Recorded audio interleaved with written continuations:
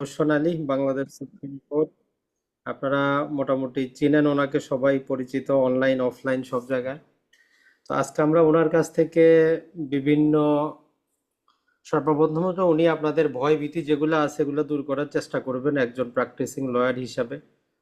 পাশাপাশি ওনার অভিজ্ঞতা আপনাদের সামনে তুলে ধরবেন আর মোসাবিদা রিলেটেড কথাবার্তা বলবেন। তো আমি রোশন ভাইকে বলবো যে আপনি মোটামুটি শুরু করতে পারেন ইনশাআল্লাহ।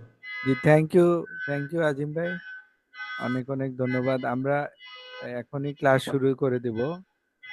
তাহলে কি আমাদের এখানে শব্দ হচ্ছে না অন্যখানে? না না, সমস্যা নেই, আমার এখানে সম্ভবত। আচ্ছা যাক, আপনি নেন, আমি অফ করতেছি। নেন। আচ্ছা, থাকুক অসুবিধা নেই।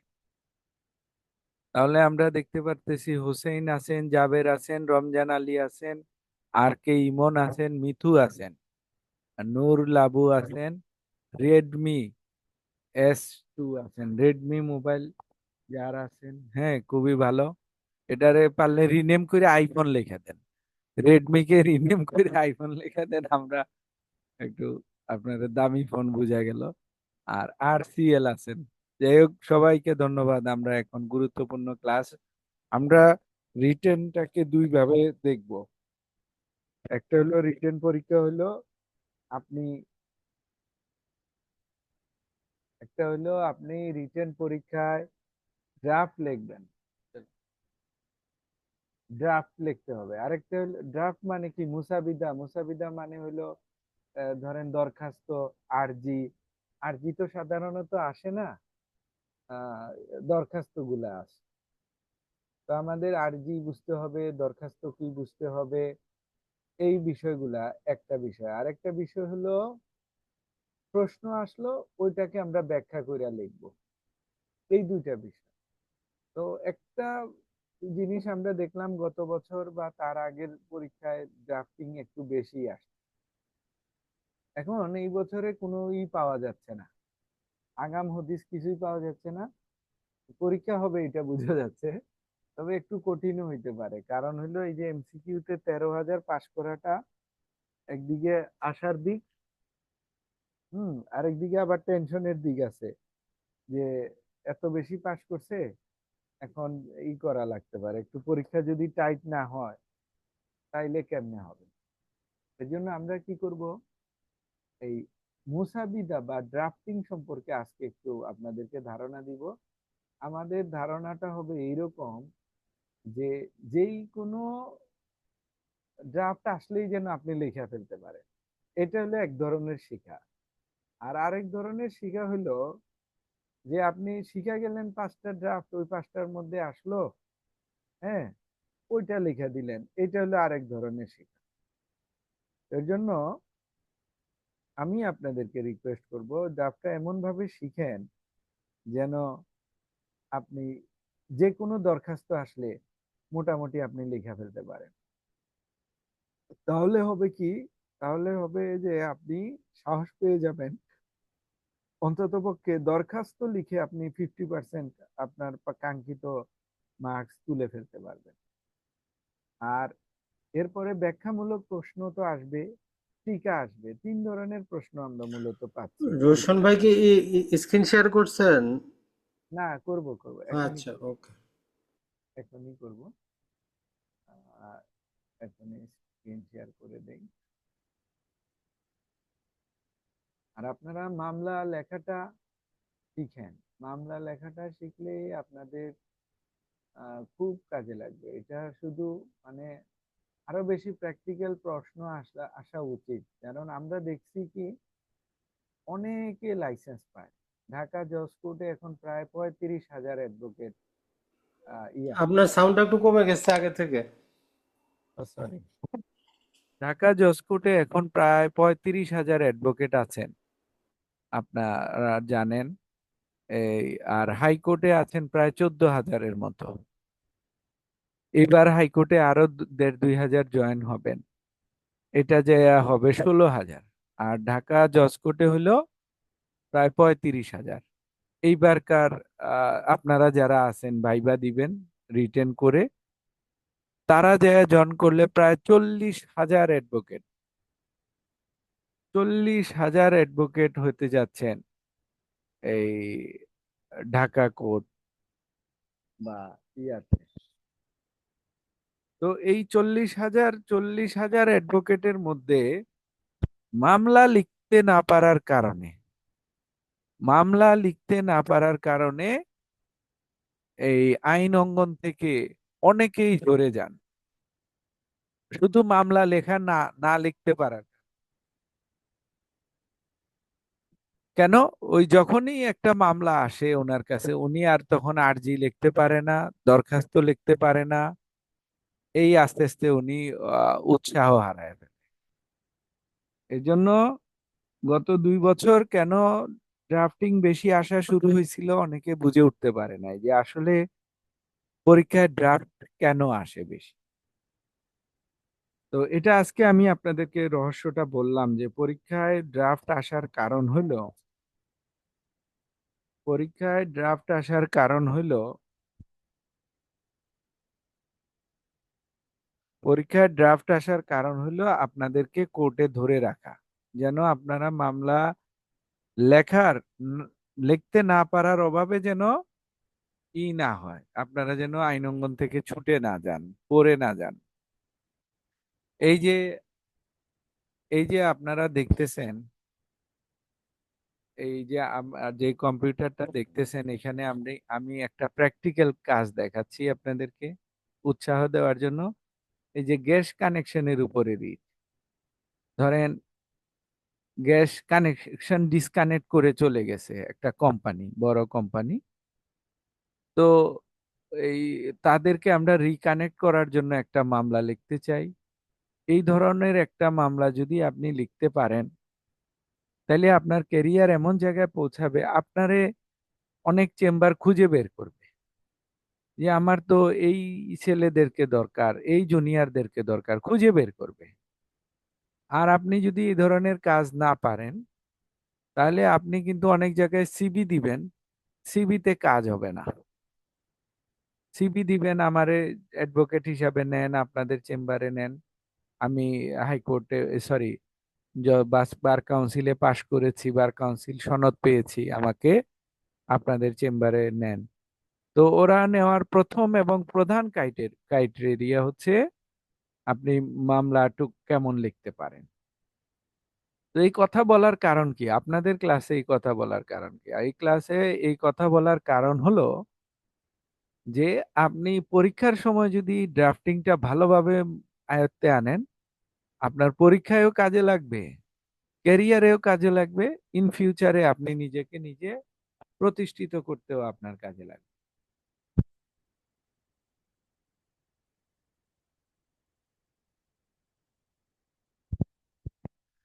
তার মানে দাঁড়াইলো এটা, আমরা কেন ড্রাফটিং শিখব। আরেকটা বিষয় দেখেন, কোর্ট কাচারিতে আপনি লেখার লেখনী শক্তিটা আপনার লাগে। একটা মামলা আপনি যদি ভালোভাবে ড্রাফটিং করে দাঁড় করাইতে পারেন, হিয়ারিং আপনি দুর্বল হইলেও এই লেখার কারণে আপনি অনেক মামলায় জিতে যাবেন। মামলা যদি ভালোভাবে ড্রাফট করতে পারেন, এই যে আপনাদেরকে 3টা কথা বললাম, একটা হলো টিকা লেখা আসে, টিকা লিখবেন, বিভিন্ন ডেফিনেশন গুলা ব্যাখ্যা করে লিখবেন। আরেকটা বিষয় আসে যে আপনাকে একটা বিষয় প্রশ্ন করলো, আপনি ওইটা বুঝে ব্যাখ্যা বিশ্লেষণ লিখলেন। আরেকটা বিষয় আসে বিভিন্ন দরখাস্ত ড্রাফট করা। এই 3টা বিষয়, তো তিনোটাই হলো আপনার কাছ থেকে লেখনী, লেখনী তারা চায় আপনি কেমন লিখতে পারেন। এখন আপনি কেমন লিখতে পারেন, ব্যাখ্যার মাধ্যমে বোঝা যায় আপনি আইনের ব্যাখ্যা কিরকম বুঝেন। টিকা লেখার মাধ্যমে বোঝা যায় আইনের বিভিন্ন প্রিন্সিপাল গুলা আপনি কিভাবে এটাকে অনুধাবন করেছেন, এইটা। আর ড্রাফট মানে যেইটা দিয়ে আপনি মামলা পরিচালনা করবেন। তার মানে হিসাব করে যদি দেখেন, হিসাব করে যদি দেখেন তাইলে হাইকোর্ট, সরি, এই রিটেন পরীক্ষায়, রিটেন পরীক্ষায় সবচেয়ে বেশি আমি মনে করি এক একটা সাবজেক্টের উপরে 100 মার্কের পরীক্ষা হওয়া উচিত। যে সিপিসির উপরে 100, সিআরপিসির উপরে 100, এই প্রত্যেকটা সাবজেক্টের উপরে 100 কইরা পরীক্ষা হবে ড্রাফট। তখন আমরা যেই আইনজীবীদের পাবো তারা হবে অনেক টেকসই এবং তারা অনেক জোরালো ভূমিকা পালন করবে। এখন আজকে আমরা কি শিখবো? আজকে আমরা চেষ্টা করব বিভিন্ন দরখাস্ত, আরজি, এইগুলার আপনার জড়তা কেমনে কাটাবেন, সাহস কিভাবে পাবেন।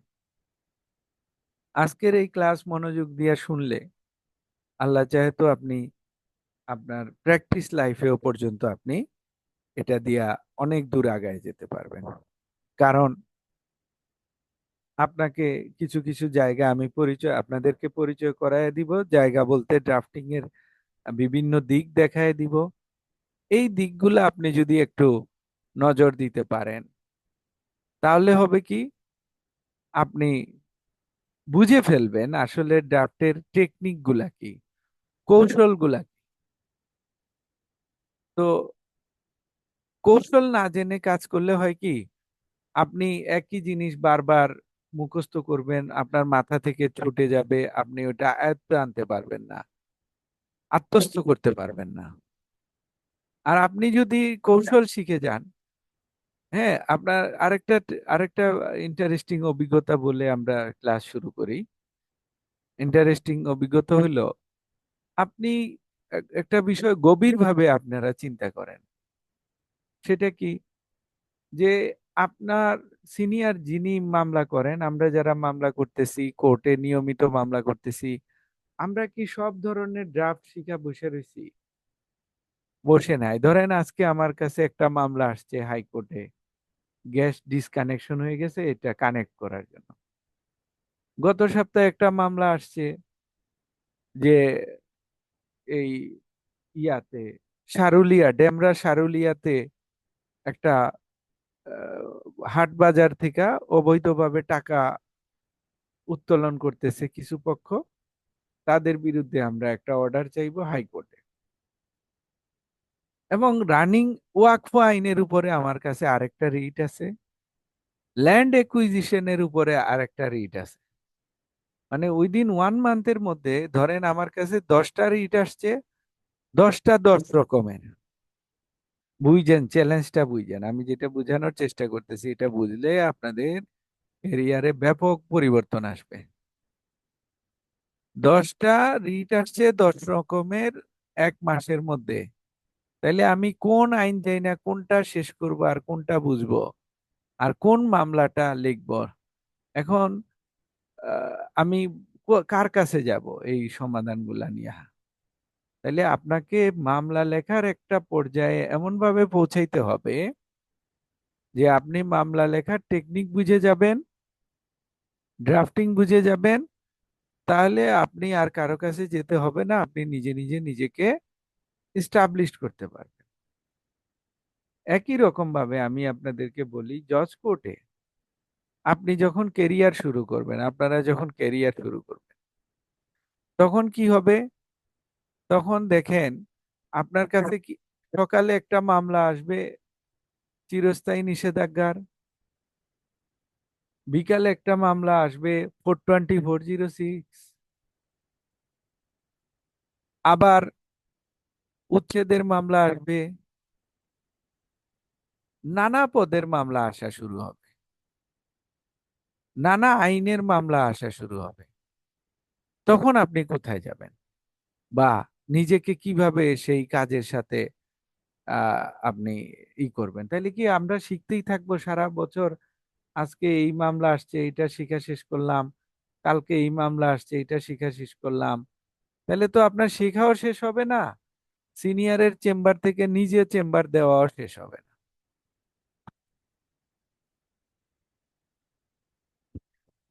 কথাটা কেউ না বুঝলে বইলেন।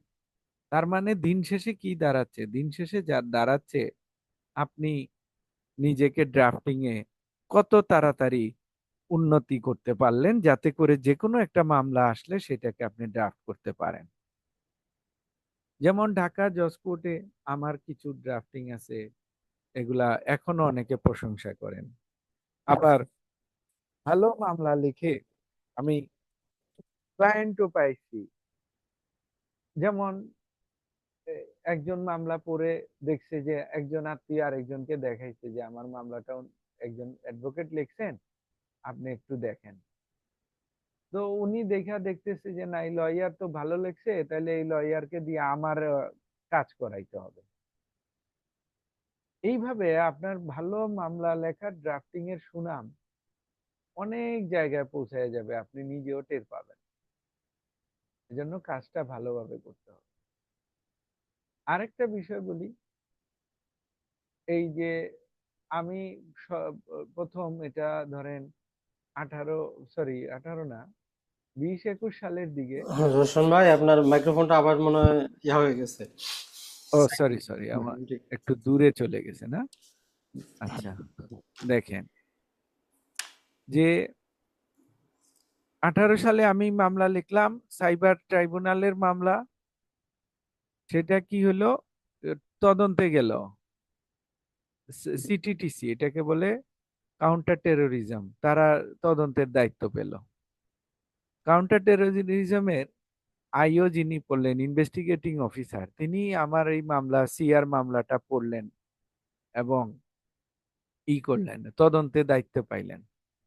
উনি পরে এই মামলার শেষে আমার সাথে একবার দেখাও করলেন যে ভাই আপনার মামলা লেখাটা খুব সুন্দর হয়েছে, এর জন্য আমি দেখা করতে আসছি। ইভেন ওইখান থেকে আমাকে ফোনও দিছিল যে ওনাকে, ওনার হাই অফিসিয়াল জিজ্ঞেস করছিল যে একজন ভালো লয়ারের নাম্বার দাও, সাইবার ক্রাইমের মামলা করে দিতে হবে ট্রাইব্যুনালে। তখন কিন্তু উনি আমার নাম্বারটা রেফার করছেন ওনার হাই অফিসিয়ালকে, যে স্যার ওনাকে দিয়া মামলা করাইতে পারেন, ওনার মামলা লেখাটা অনেক যত্নের সাথে লেখে, ভালোভাবে লেখে। আর আপনি যখন দায়সারা মামলা লিখবেন, তখন পরীক্ষায়ও আপনি দায়সারা মার্ক পাবেন, প্র্যাকটিসেও আপনি দায়সারা মার্ক পাবেন। এই প্র্যাকটিসেও আপনি দায়সারা, তার মানে আপনি যেখানেই কাজ করেন না কেন, আপনাকে মনোযোগ সহকারে পরীক্ষার পড়াটা এমন ভাবে পড়েন যেটা দিয়ে আপনি এই ক্যারিয়ার করবেন। এখন আমি একটা ড্রাফটের মধ্য দিয়ে 3টা ড্রাফট আপনাদেরকে দেখাচ্ছি। এটা একটা মামলা। দেখেন, আজকের ক্লাসটা ভালো মতো বুঝেন, তাইলে দেওয়ানি মামলার দরখাস্ত বলেন, আরজি বলেন, এগুলা আপনার পুরা চেঞ্জ হয়ে যাবে। আপনি এই পর্যন্ত আপনার প্র্যাকটিস লাইফে অ্যাডভোকেট হওয়ার পরেও আপনার এটা দিয়ে আপনি অনেক দূর চলে যেতে পারবেন। আপনার সিনিয়র আপনাকে পছন্দ করবে যে না, এই ছেলেটাকে আমার দরকার, সে ভালো মামলা লেখে। সিনিয়ররা ভালো জুনিয়র খুঁজে কেন? আপনি ওনাকে সাপোর্ট দিলে ও উনি আরো কাজ করতে পারবে, কাজ ধরতে পারবে। আর জুনিয়ররা যখন সাপোর্ট দিতে পারে না, তখন তিনি আর আগ্রহ দেখায় না। প্রথমে আদালতের নাম লেখা শিখাই, এইখানে খেয়াল করবেন। এটা নিয়ে খুবই গুরুত্বপূর্ণ এই কথাটা। বিজ্ঞ সিনিয়র সহকারী জজ, প্রথম আদালত, ঢাকা। আরেকটা বিষয় এটার পাশাপাশি আমি লিখে আপনাদেরকে দেখাবো।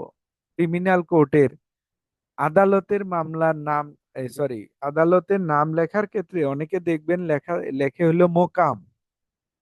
এগুলা লিখবেন না, মোকাম বলতে কিছু নাই। মোকাম হইলো বাড়ি ঘর, এগুলা বুঝায় আর কি। আবার অনেকে উপরে লেখে বরাবর,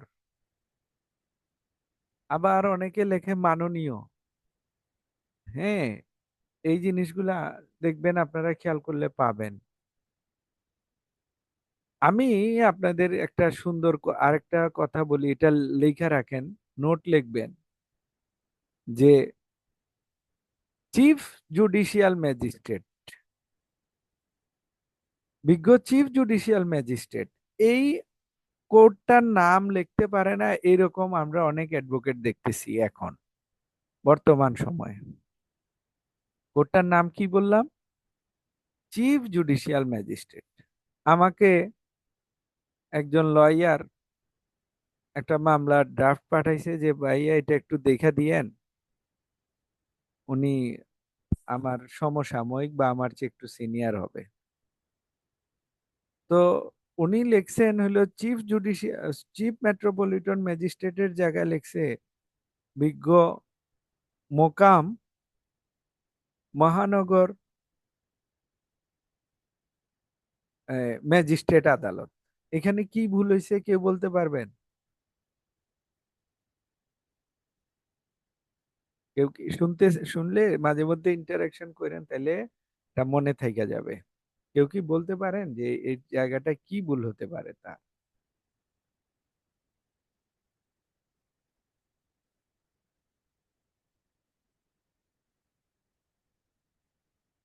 স্যার আরেকবার একটু বলেন প্লিজ।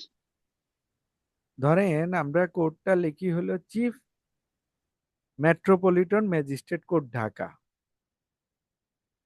তো এখানে অনেকে লেখে মুখ্য মহানগর হাকিম আদালত ঢাকা। কোনটা চলবে বলেন তো? Chief judicial magistrate. আর কেউ বলেন, কেউ বলবেন?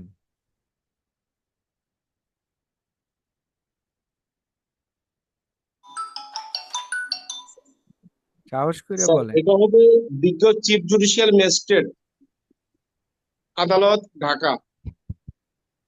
আর কেউ কোর্টে যান না এরকম কেউ একটু শেয়ার আর করেন। এটা কি স্যার স্যার মানে ঢাকা জজ স্যার কোর্টের চিফ কথা? Metropolitan magistrate.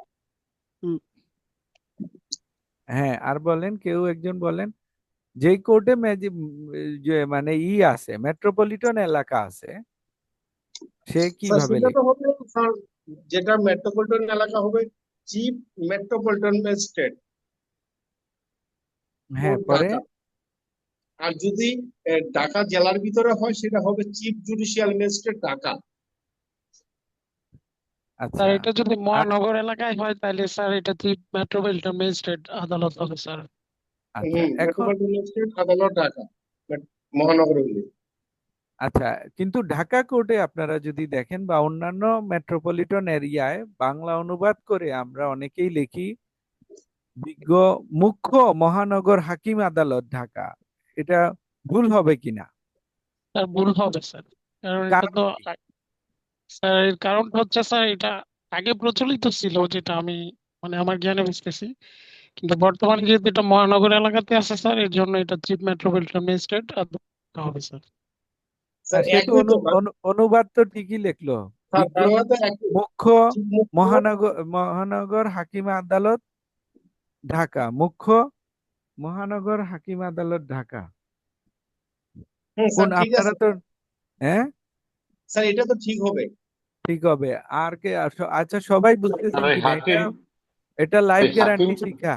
এটা সারা জীবনে, এটা আপনার সারা জীবনের কাজে লাগবে। এটা এমসিকিউ, সরি, রিটেনে তো লাগবেই, সারা জীবন এটা লাগবে। যাচ্ছি স্যার। হ্যাঁ, বলছি যে এই যে কোর্টের নাম লেখার আগে আমি যতটুকু কোর্টে গেছি অভিজ্ঞতাই বলি, মানে প্রায় সিনিয়র মামলার উপরে বা কোনো কাগজের উপরে জামিনের কাগজ যাই হোক বিজ্ঞ মুখ্য এই ধরনের লেখে, কিন্তু আইনের ভিতর তো কোথায় এই ধরনের পাওয়া যায় না। হ্যাঁ, এটা নিয়ে কথা বলতেছি যে এটা আসলে এখন আমি লিখে দেখাই তাহলে আপনারা বুঝতে পারবেন। যারা কোর্টে যান তারা বিষয়টা বুঝতেছেন, আর কোর্টে যারা যান না তারাও বুঝবেন। এখন আমি একটু লিখে দেখাই যে ধরেন আমি কম্পিউটার টাইপ করতেছি বিজ্ঞ মুখ্য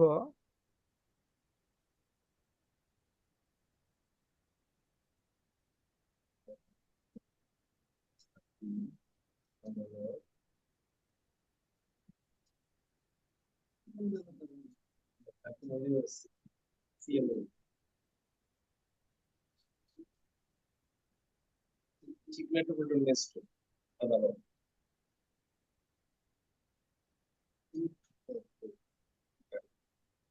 স্যার একটা বাংলা একটা ইংলিশ হলো। সব দিয়ে দিচ্ছি, যেগুলা প্রচলিত আছে সবগুলা আমি দেখানোর চেষ্টা করতেছি।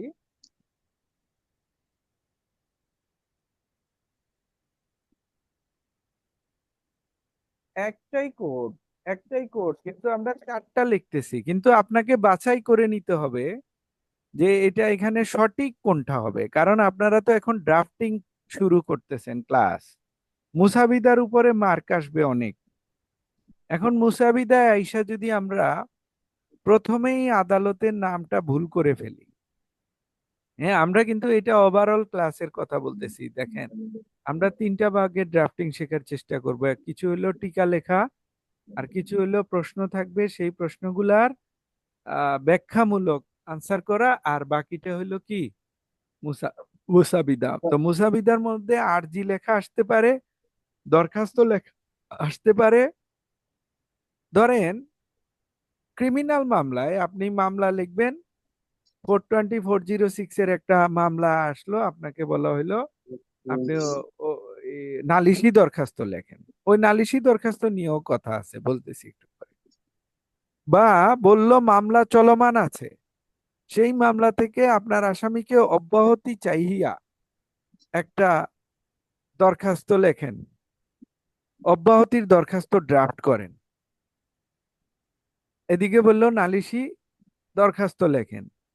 এখন যেইটাই আপনি লিখতে যান, নালিশি দরখাস্ত লেখেন, অব্যাহতির দরখাস্ত লেখেন, বা অন্য কোনো দরখাস্ত লেখেন, ক্রিমিনাল মামলার কথা বলতেছি, আর সেটা যদি ম্যাজিস্ট্রেট কোর্টের হয়ে থাকে, তাহলে তো আপনাকে প্রথমে আদালতের নাম লিখতে হবে। এখন আদালতের নামটা কি লিখবেন? এইখানকার এই কোন সবগুলা লিখলেই সঠিক হবে, না কোনটা লিখলে ভালো হবে, বা সঠিক বেঠিক এখানে কোনোটা আছে কিনা, নাকি যে কোনোটা লিখলেই চলবে?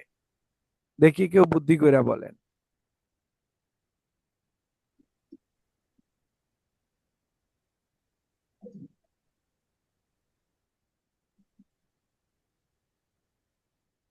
বলতে স্যার পারেন? কোশ্চেন সমস্যা হচ্ছে স্যার। এটা আমি এই কারণে আপনাদেরকে জিজ্ঞেস করতেছি যেন এটা আপনার সারা জীবন মনে থাকে।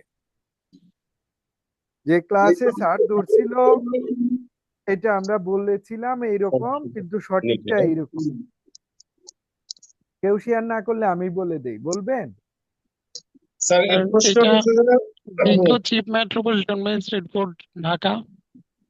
হ্যাঁ, আর অন্যগুলা লিখলে কি হবে? সমস্যাটা কোথায় বলেন স্যার দেখি। সমস্যাটা যেরকম বুঝা বরাবর বলছেন কিনা না বুঝা বলছেন, ওইটা বুঝার জন্য জিজ্ঞেস জি করতেছি স্যার, যে মানে বুঝা বলতে বরাবর দিয়ে কোনো লেখা হয় না। আর হুম, এখন আপনার কাছে শুনলাম যে মোকামটা দিতে হয় না। আর এইটাও স্যার ধরেন ধরেন এটার উপরেও বরাবর দিলাম, কথার কথা, বা এইটাকেও নিলাম এইভাবে, এটার আগে মুকামও দিলাম, বা মুকাম ছাড়াও দিলাম। হ্যাঁ, জি স্যার, এই কত ভাবে লিখি, কিন্তু আপনাদের মেইন যে জায়গাটায় যাইতে হবে ওটা বলে দেই। আপনারা এইটাকে করবেন সবসময় প্রায়োরিটি দিন। জি স্যার। কারণটা বলে দেই, কারণটা হলো বেশি ইন্টারেস্ট। স্যার সাউন্ডটা ক্লিয়ার না স্যার। কারণটা হলো বেশি ইন্টারেস্টিং। কারণটা হলো বেশি ইন্টারেস্টিং যে এতগুলা নামের মধ্যে এই নামটাকে আমরা কেন নিব, আর এটা কেনই বা এটা জরুরি। আমরা যাকে চিফ মেট্রোপলিটন ম্যাজিস্ট্রেট বলতেছি, এই চিফ মেট্রোপলিটন ম্যাজিস্ট্রেট কোন আইনে বলা আছে? এই পদবিটার নাম কোন আইনে বলা আছে বলেন তো? বা মেট্রোপলিটন, ফৌজদারি কার্যবিধিতে স্যার। হ্যাঁ, স্যার 11 ধারাতে বলা আছে স্যার। আচ্ছা, এইবার আপনাদের মাথা খুলবে। এই ফৌজদারি কার্যবিধিটা বাংলাদেশে ইংরেজিতে প্রযোজ্য না বাংলায় প্রযোজ্য? স্যার বাংলা মূল আইন তো ইংরেজিতে স্যার প্রযোজ্য হয় জানি। বাংলায় প্রযোজ্য হবে কিনা বলেন তো? স্যার না স্যার, বাংলায় প্রযোজ্য মনে হয় হবে না, কারণ স্যার বাংলায় তো এক একজন এক এক রকম লিখে, কিন্তু মূল আইন তো স্যার ইংলিশেই থাকে জানি। আচ্ছা, এখন আপনাদের ব্রেইন আরো খুলবে। বাংলাদেশে এই যে সিপিসি, সিআরপিসি, এগুলা হাইকোর্টে তো বাংলায় পড়া নিষেধ, বুঝলেন? জি স্যার। কারণ হইলো আমাদের দেশে সিপিসি, সিআরপিসির বাংলা অনুবাদ এখনো সরকারিভাবে গেজেট আকারে প্রকাশ হয় নাই। স্যার হয় নাই, রাইট। তাইলে যদি গেজেট আকারে প্রকাশ না হয়, আপনি ওইটা কার আইন পড়তেছেন? জি স্যার। বুঝাইতে পারছি কিনা? জি স্যার স্যার। এখন পর্যন্ত স্যার ক্লিয়ার স্যার। এখন ইন্টারেস্টিংটা পাইছেন? জি তাইলে স্যার, জি আমরা মনে স্যার। হয় না স্যার, চিফ এমন চিফ মেট্রোপলিটন এক্সপ্লেনেশন ম্যাজিস্ট্রেট কোর্টকে চমৎকার হতো। হ্যাঁ মুখ্য মহানগর বইলা ফেলতেছি। তাইলে এটা কি বলা ঠিক হচ্ছে? মুখ্য মহানগর বলা ঠিক হচ্ছে? ঠিক না না না মোকাম স্যার, স্যার। বলা ঠিক হচ্ছে? বরাবর বলা ঠিক হচ্ছে? মোকাম না বলা স্যার। ঠিক হচ্ছে? এর জন্য আপনাদেরকে আরেকটা সাইনবোর্ড দেখায়, আপনারা কি মাইন্ড করতেছেন কিনা না সবাই? স্যার, না স্যার। Carry on. এগুলো হলো লাইফ গ্যারান্টি শিক্ষা পাচ্ছেন, বুঝছেন? হ্যাঁ, এগুলা কেউ বলবে না সাধারণত, বুঝতেছেন? জি স্যার। স্যার বাইরে তো এই ধরনের কোশ্চেন করতে পারে যে হ্যাঁ ভাইবার করবে, ভাইবার ব্যবসা আলাদা, বুঝছেন? ভাইবার জন্য আবার টাকা দিবেন, আবার ভাইবার জ্ঞান অর্জন করবেন, মাইন্ড করলেন? না না স্যার। স্যার।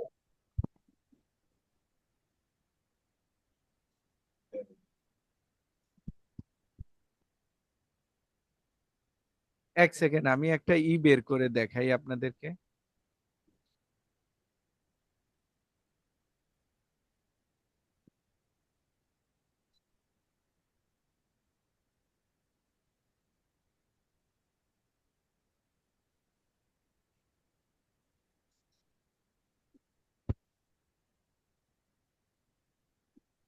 এই যে আসে, এইবার আপনাদেরকে আমি দেখাই। তাইলে আদালতের যে জুডিশিয়াল বিজ্ঞজনেরা আছে, ওনারা কেন এখানে চিফ মেট্রোপলিটন ম্যাজিস্ট্রেট কোর্ট লিখেছেন এত টাকা খরচ করে? আজকে বিষয়টা টের পাইলেন, জি স্যার। বুঝতে জি স্যার, পারলেন? জি জি জি। Sir, concept clear. এই এত টাকা দিয়া এখানে চিফ মেট্রোপলিটন ম্যাজিস্ট্রেট কেন লিখলেন, টের পাইলেন? জি স্যার। আর এখন থেকে কনসেপ্ট ক্লিয়ার হবে তো আল্লাহ দিলে। ইনশাআল্লাহ স্যার। হ্যাঁ, আর কখনো অন্তত পক্ষে আজকের ক্লাসের 18 জন জীবনে আর যে লিখবে না মুখ্য মহানগর হাকিম আদালত ঢাকা, এবং আপনারা কেউ টাকা দিয়েও লেখাইতে পারবে না আর, যেহেতু জি আপনি স্যার। আসল রহস্য বুঝা গেছে। জি স্যার। ঘটনাটা বুঝতে পারলেন? জি স্যার। কারা কারা বুঝেন নাই হাত তুলেন।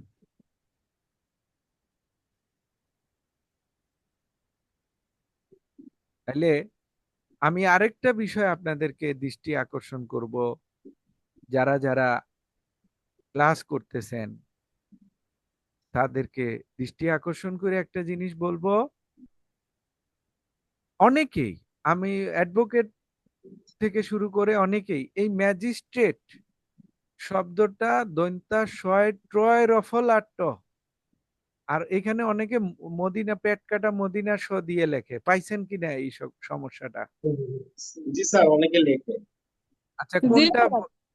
হ্যাঁ দুইটাই হবে? না স্যার, না দন্তিস হবে। স্যার।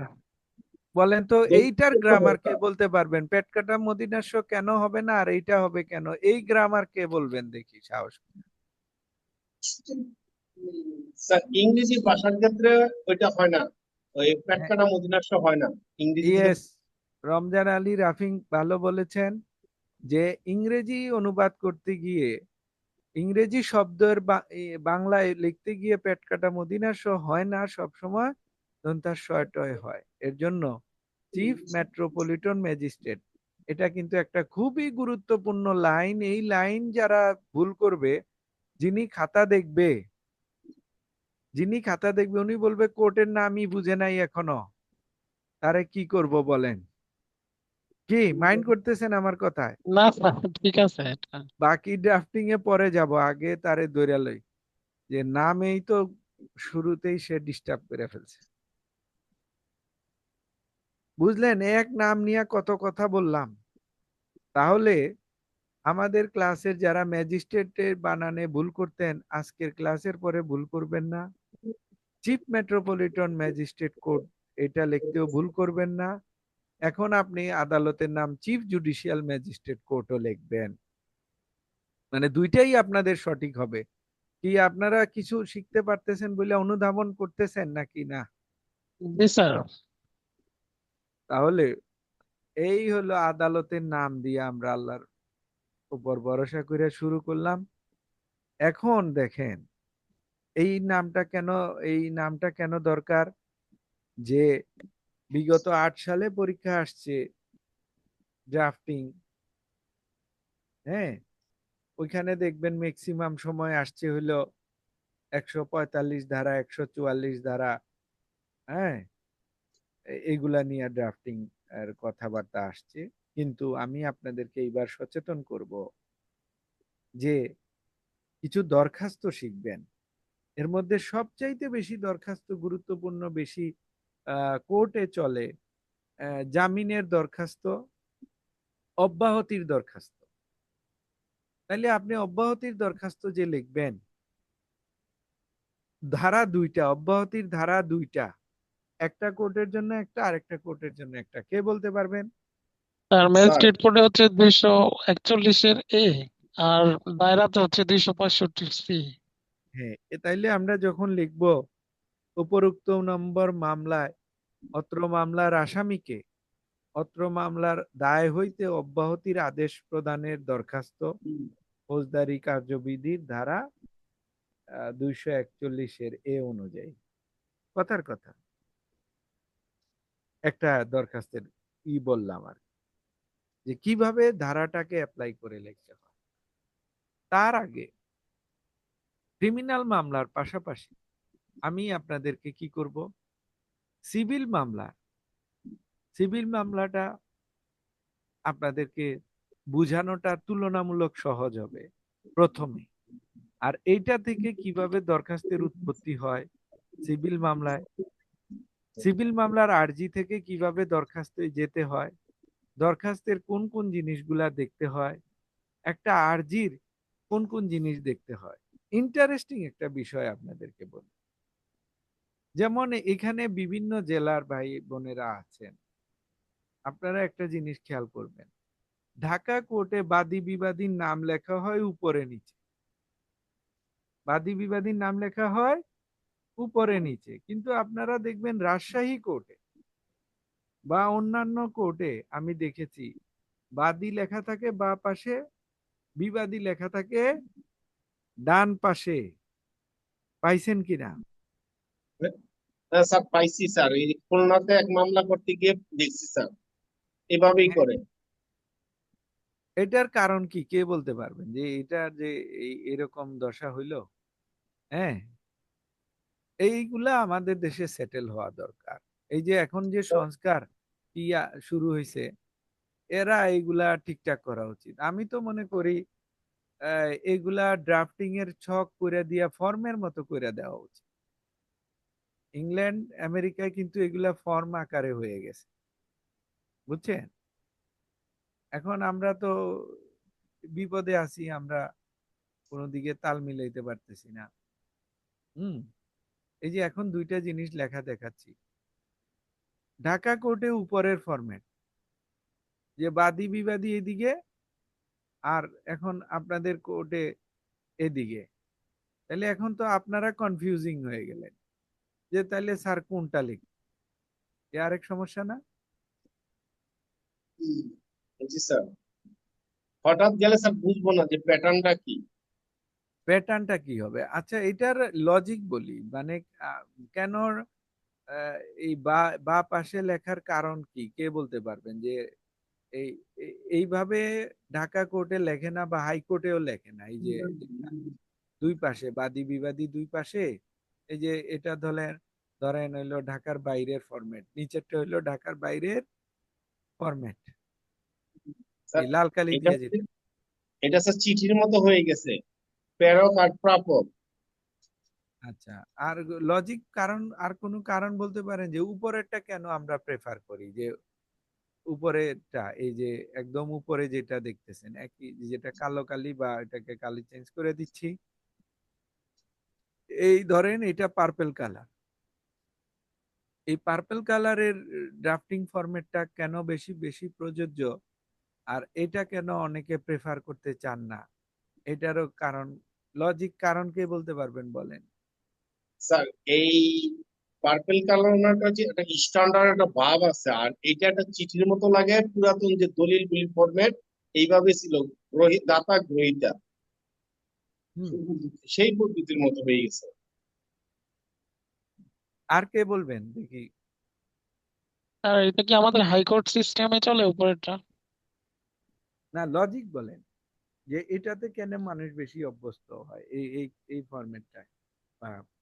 স্যার ঠিক মতো সাউন্ড আসে না স্যার।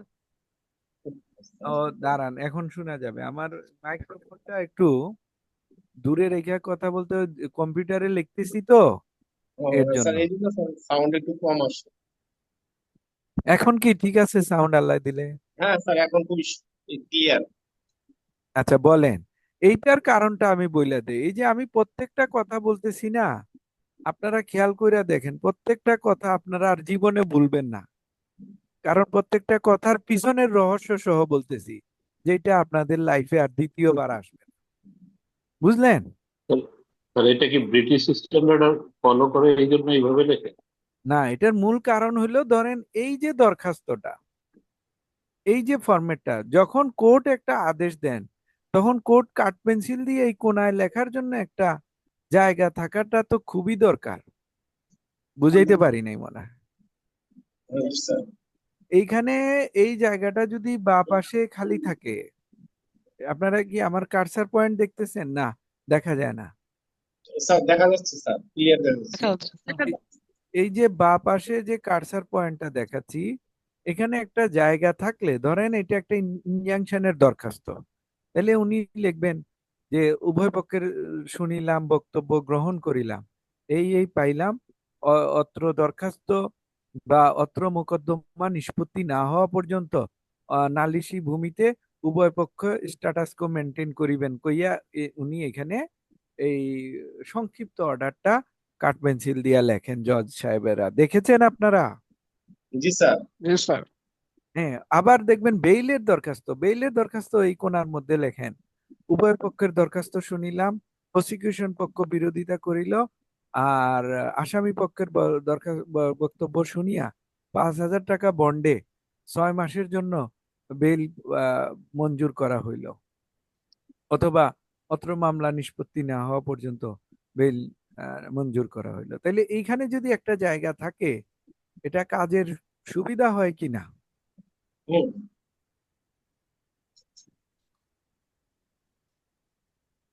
তাহলে ইন্টারেস্টিং পাচ্ছেন কিনা আপনারা? বিষয়গুলা কিন্তু ইন্টারেস্টিং পাচ্ছেন কিনা?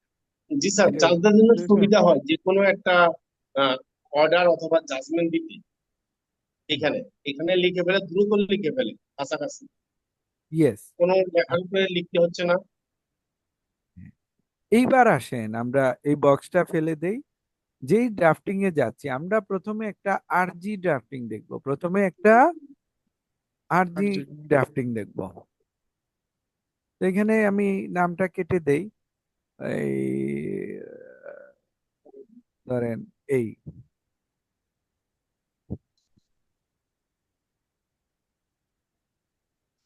এটা কেটে দেই, এটা মূল মামলার আরেকজনের রয়ে গেছে তো।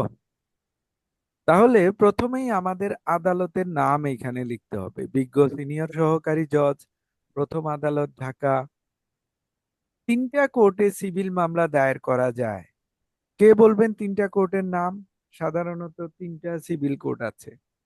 স্যার স্যার সহকারী জজ, সিনিয়র সহকারী, যুগ্ম দায়রা জজ। আচ্ছা, এইটা স্যার আপনারা যুগ্ম খেয়াল জেলা রাখবেন। জজ হবে, দায়রা তো হচ্ছে ক্রিমিনাল মামলা দেখে। স্যার যুগ্ম জেলা ও দায়রা জজ আর কি স্যার। হ্যাঁ, আচ্ছা, এটাকে স্যার খেয়াল রেখে বলেন। একটা প্রশ্ন ছিল স্যার। বলেন। এই যে প্রথম আদালত, দ্বিতীয় আদালত, এটা কেন লেখা হয়? আচ্ছা, এটাও বলে দিচ্ছি, শুনেন। এইটা ঢাকা ছাড়া অন্যান্য কোর্টে কেমনে হবে সেটাও বলে দেই, তাইলে আপনাদের শেখাটা আরো বেশি মজবুত হবে।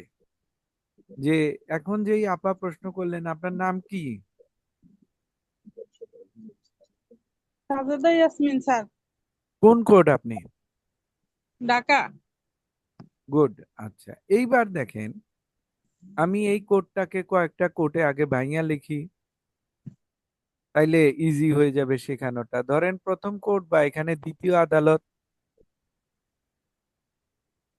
দ্বিতীয় আদালত ঢাকা।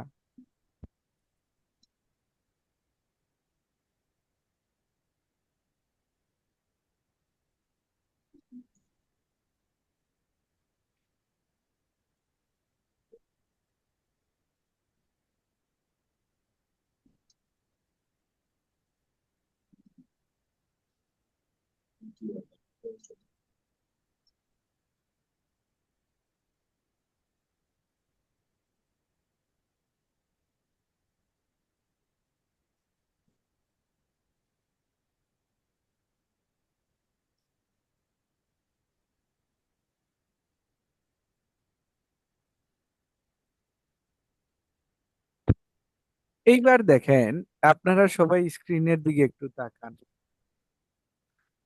ঢাকা কোর্ট, ধরেন ঢাকা পুরা জেলাকে, মহানগর সহ পুরা জেলাকে এই কোর্টের জুরিসডিকশন, সিনিয়র সহকারী প্রথম আদালতকে দেওয়া হলো এই দুইটা থানার দায়িত্ব আপনার, দ্বিতীয় আদালতকে বলা হলো এই দুইটা থানা আপনার।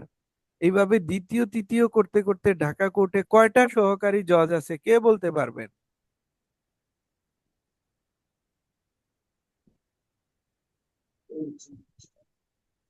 আমি যখন ছিলাম তখন 10টা না 11টা ছিল। এখন কয়টা আছে? এখন কয়টা আছে? 21 সালের পরে কয়টা আছে কে বলতে পারবেন? তাহলে যিনি প্রশ্ন করলেন খেয়াল করেন, এইভাবে দ্বিতীয় তৃতীয় বইলা পুরা ঢাকাকে 10টা ভাগে ভাগ করা হয়েছে। তখন কোর্টে আপনি গেলে পাবেন জুরিসডিকশন, যে প্রথম আদালত 3টা থানার মামলা গ্রহণ করবে, দ্বিতীয় আদালত পরের 3টা থানার মামলা গ্রহণ করবে, এইভাবে থাকে। আর ঢাকা কোর্টে এইটা থাকে, প্রায় অন্যান্য কোর্টে ঢাকার বাইরে এইভাবে প্রথম দ্বিতীয় না লেখা, ওদের থানা কম দেখা লেখা পেলে বিজ্ঞ সিনিয়র সহকারী জজ, তানোর, ঢাকা, সরি রাজশাহী, তানোর রাজশাহী।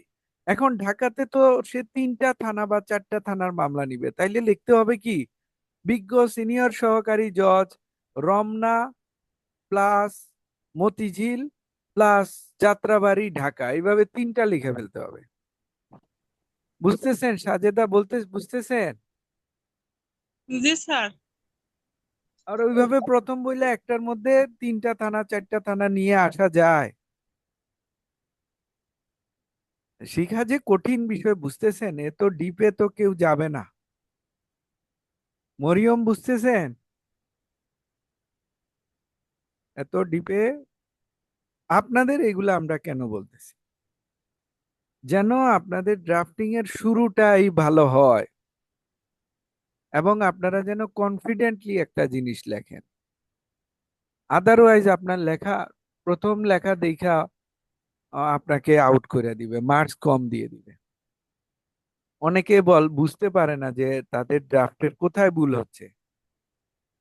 তাহলে ওই যে মেট্রোপলিটন ম্যাজিস্ট্রেট যেটা বুঝাইলাম, ওইটা যদি ভুল লেখেন আর যিনি খাতা দেখবে উনি যদি বিষয়টা বুঝতে পারে, তাহলে তো আপনাকে ওইখানেই উনি মার্কস কমায় দিবে, যে সে এখনো কোর্ট বা আদালতের নামই ঠিক মতো লেখা শিখে নাই, মনোযোগ নাই, সিনিয়রের কাছে যায় না, শিখতে চায় না। এর জন্য আপনারা এই বিষয়গুলোর উপরে মনোযোগ দিবেন। তাইলে প্রথমেই গেল আদালতের নাম, আমরা মামলা শুরু করলাম ধরেন এইটা, এই কোর্ট দিয়া। আর 3টা কোর্টের কথা আমরা বললাম, যে মামলার কথা। এছাড়াও পারিবারিক আদালত নামেও আদালত পাবেন। হ্যাঁ, পারিবারিক আদালত নামেও আদালত পাবেন, সেটাও খেয়াল রাখতে হবে। তাইলে আদালতের নামগুলা একটু আপনাদের সচেতন থাকতে হবে, যে কোনো মামলার আর্জি মুসাবেদা আসুক বা কোনো মামলায় দরখাস্ত মুসাবেদা আসুক, সবার আগে আপনাকে কনসার্ন হইতে হবে যে আদালতের নামটা আপনি ঠিক মতো লিখতেছেন কিনা। এর পরের বিষয়টাই চলে আসে মোকদ্দমা। এখানে এখানেও একটা কথা আছে, ঢাকা কোর্টে আমরা লিখি সব দেওয়ানি মোকদ্দমাকে এইভাবে লিখি, দেওয়ানি মোকদ্দমা। আবার কোন কোন আদালতে দেখবেন যে আমরা এইখানে লিখি অন্য প্রকার মোকদ্দমা, অন্য প্রকার মোকদ্দমা, কারণ এটা সিআরওতে বলা আছে আদার সুট।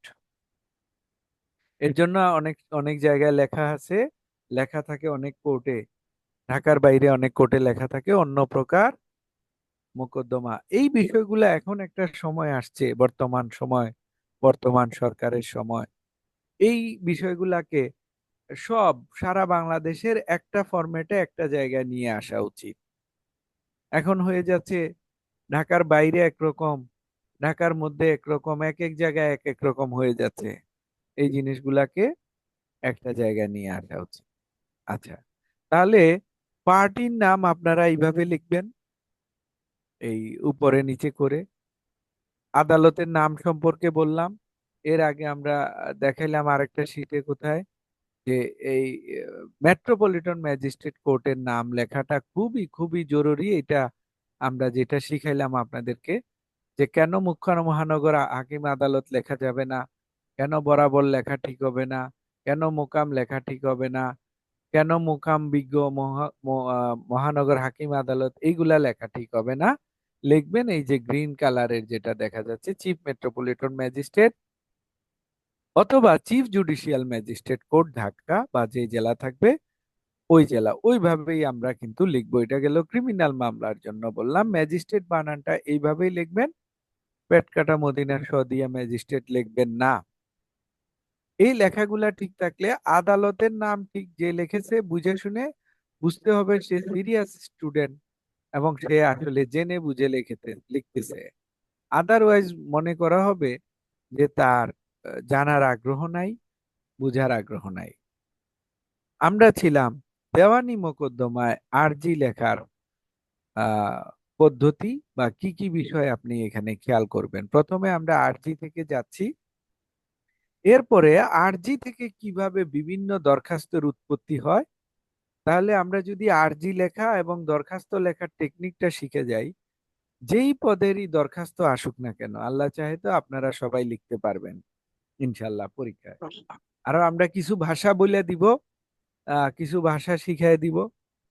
এই ভাষাগুলো আপনারা মাথায় রাখলে, হ্যাঁ, আর কিছু ড্রাফটিংও, আমরা মূল ড্রাফটিং আপনারা আগে সংগ্রহ করবেন। আমরা দেখি আপনাদেরকে কিছু ড্রাফট প্রোভাইড করব। তাতে হবে কি, আপনি যদি মূল মামলা, যেই মামলা আরজি দিয়া মামলা দায়ের হইল কোর্টে, খেয়াল করেন, যেই আরজি দিয়া মামলা দায়ের হইল আদালতে বা কোর্টে, ওই আরজিটা পড়ার পর আপনারা যারা লিখিত পরীক্ষার জন্য যেই আরজি বা দরখাস্ত লিখবেন, ওইগুলা তো ওইখান থেকে 50% কম লিখলেও আপনার হয়ে যাবে পরীক্ষা।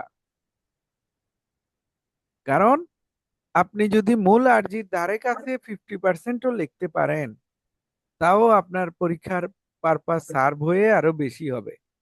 এর জন্য আমরা আপনাদেরকে ওইগুলোও দেখাবো। এখন এই মামলাটা হলো কিভাবে আদালতের নাম লিখবেন বলে দিলাম। দেওয়ানি মোকদ্দমা, দেওয়ানি মোকদ্দমা বাদী এসে লিখতে গিয়ে আপনারা নাম, পিতা মাতার নামও দিবেন। সাং মানে ঠিকানা, ঠিকানা লিখেও এই পুরা ঠিকানা দিতে পারেন। আর এখানে খেয়াল রাখবেন, বর্তমান সময়ে বলা হয় মোবাইল নাম্বার অথবা এনআইডি নাম্বার, এগুলা দিয়া। এখন মোবাইল বা এনআইডি নাম্বার লিখতে গিয়া আপনারা কি করবেন, পুরা মোবাইল নাম্বার দিবেন নাকি এনআইডি নাম্বার পুরাটা দিবেন? এখানে কি করবেন বলেন তো?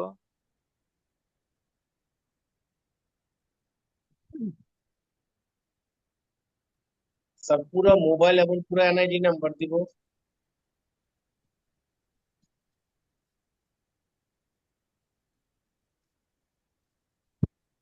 আপনারা মোবাইল নং লিখে ডট ডট দিবেন, নাম্বার দিয়েন না। নাম্বার দিলে খাতা ক্যান্সেল হয়ে যাবে। তা পরীক্ষার খাতা তো লেখা যাবে না, বাস্তবে তো লিখতে হবে না। হ্যাঁ, বাস্তবে লিখবেন। পরীক্ষার খাতায় মোবাইল নাম্বার দিবেন না, এনআইডি পরীক্ষা কি নাম্বার করে দিবেন দিবে না। স্যার? মনে করবো যে ব্যাড ইন্টেনশন নিয়ে এটা লিখছি। হ্যাঁ, এর জন্য মোবাইল নাম্বার বা এনআইডি নাম্বারটাও হুম, আপনি ডট ডট দিবেন। জি স্যার। এটা জানেন কি না, মোবাইল নাম্বার কেন লেখার প্রচলন আসলো, কবে আসলো, কে বলতে পারবেন?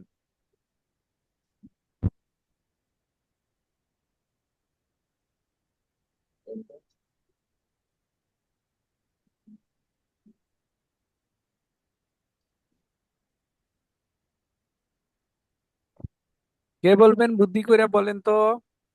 স্যার মোবাইল নাম্বারটা স্যার ইজিয়েস্ট ওয়ে কমিউনিকেশনের জন্য, আর এনআইডিটা হচ্ছে আসলে এই লোকটা কি বাংলাদেশের সঠিক লোক কোন জায়গায় লোক ট্রেস করার জন্য। এটা হইলো এক সময় দেখা গেল ঢাকা কোর্টে ভুয়া মামলা আবিষ্কার হওয়া শুরু হইলো। মেয়েরা আইসা করতো কি, কিছু মহিলা দাঁড় করাইয়া ঢাকা কোর্টে সুন্দর সুন্দর ছেলেদের বিরুদ্ধে মামলা করাই দিত, বা পয়সাওয়ালা লোকের বিরুদ্ধে নারী নির্যাতন মামলা অথবা যৌতুক মামলা কইরা হয়রানি করা হইতো, ব্ল্যাকমেল করা হইতো। তখন এইটা হাইকোর্টের নজরে আসলো। পরে হাইকোর্ট ডিভিশন একটা নির্দেশনা দিলেন সকল আদালতের প্রতি, যে এইসব মামলা গ্রহণের ক্ষেত্রে জাতীয় পরিচয়পত্র, মোবাইল নাম্বার সহ আপনারা নিবেন, যাতে করে এই ভুয়া মামলা রোধের জন্য এটাও একটা কি হইতে পারে, পদক্ষেপ হইতে পারে। বুঝতেছেন? আজকের ক্লাসের প্রত্যেকটা কথাই কিন্তু গুরুত্বপূর্ণ। এটা আপনারা গ্রুপে লিখবেন যে সবাই এই ক্লাসটা দেখবেন। এটা না দেখে পরের ক্লাস দেখলে ওরা অনেক কিছু টের পাবে না, বুঝতে পারবে না। মাইন্ড স্যার, করতেছেন? যে স্যার, স্যার বুঝতে পারছি স্যার, আমার নামে এরকম একটা নারায়ণগঞ্জ কোর্টে মামলা হয়েছিল। মামলাটা হচ্ছে যে 420 আর হচ্ছে 420 আর হচ্ছে 506 হুমকি দামকি আদম পাচার। স্যার পরবর্তীতে এটা খোঁজ নিয়ে দেখলাম যে বাসাটা ইউজ করছে সেটা একটা মসজিদের ঠিকানা, আর এনআইডি ছিল না। পরে বাদীকে ট্রেস করা যাচ্ছিল না। পরে এটা এফআইডি দিছে, প্লাস ওর বিরুদ্ধে 211 দিতে পারতেছিল না পুলিশ। এরকম স্যার অহরহ হয়েছে। এই যে আপনি আজকে বুঝলেন, হারে হারে টের পাইলেন যে এটা কেন স্যার আসছে। আমি তো জানি না, দেখি আমার বাসায় পুলিশ আসছে, পুলিশ এসে বলতেছে যে আমার নামে ওয়ারেন্ট হয়েছে। কি রে, আমার নামে ওয়ারেন্ট? আমি at the same time I was servicing in HSBC bank Narayanganj branch. আমি জানি না, কিন্তু নারায়ণগঞ্জ সদরের একটা ঠিকানা দিয়ে আমার নামে কি করছে, মামলা করছে। পরবর্তীতে আমি যা দেখলাম যে এটা মসজিদের ঠিকানা। আমি তো বাদীকে তো আমি চিনি না, কিন্তু কেউ না কেউ আমার হয়রানি করার জন্য করছে। আমার পরিবারের সাথে ওদের সম্পর্ক খারাপ ছিল, আমার কারণে দেখা যায় যে আইনগত ঝামেলা ফেলতে পারে নাই। এই জন্য আপ- দেখা যায় যে সাভার কোর্টে আমার নামে মামলা করতে পারে নাই। আমার বাড়ি সাভারে, আমি চেক দিয়ে রাখতাম এজ এ রেজাল্ট। সে অন্য কোর্টে গিয়ে একটা ভুয়া লোকের দাঁড় করাইয়া এই মামলা করে দিচ্ছে, সিআর মামলা। খুব সাথে আমলে নিয়ে এফআইআর করতে বলছে। এফআইআর হওয়ার পরে এই যে পুলিশ কি করছে, ওয়ারেন্ট হয়েছে, ওয়ারেন্ট কি করছে, সাভার থানায় পাঠাই দিছে। পাঠানোর পর সাভার থানা পুলিশ আমারে খুঁজতেছে, অথচ আমি স্যার জানিই না। আপনি কি দেখতে সুন্দর নাকি?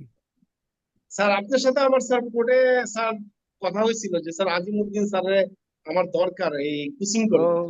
আচ্ছা আচ্ছা আচ্ছা, গুড গুড, ভালো স্যার তো। ওই যে ইয়েতে তিনতলা লাঞ্চের সময় দেখা হয়েছিল, তারপর নিচেও দেখা হয়েছিল। আপনি বলছেন না আপনার একটা বই কিনে নিয়ে যেতে। ও হ্যাঁ, হাইকোর্ট পারমিশন বই। হ্যাঁ, হাইকোর্টে স্যার, হাইকোর্টে স্যার। Thank you. আচ্ছা দেখেন, তাইলে এই মোবাইল নাম্বার বা জাতীয় পরিচয় পত্র নাম্বার এই দুইটা উল্লেখ করে ডট ডট দিবেন।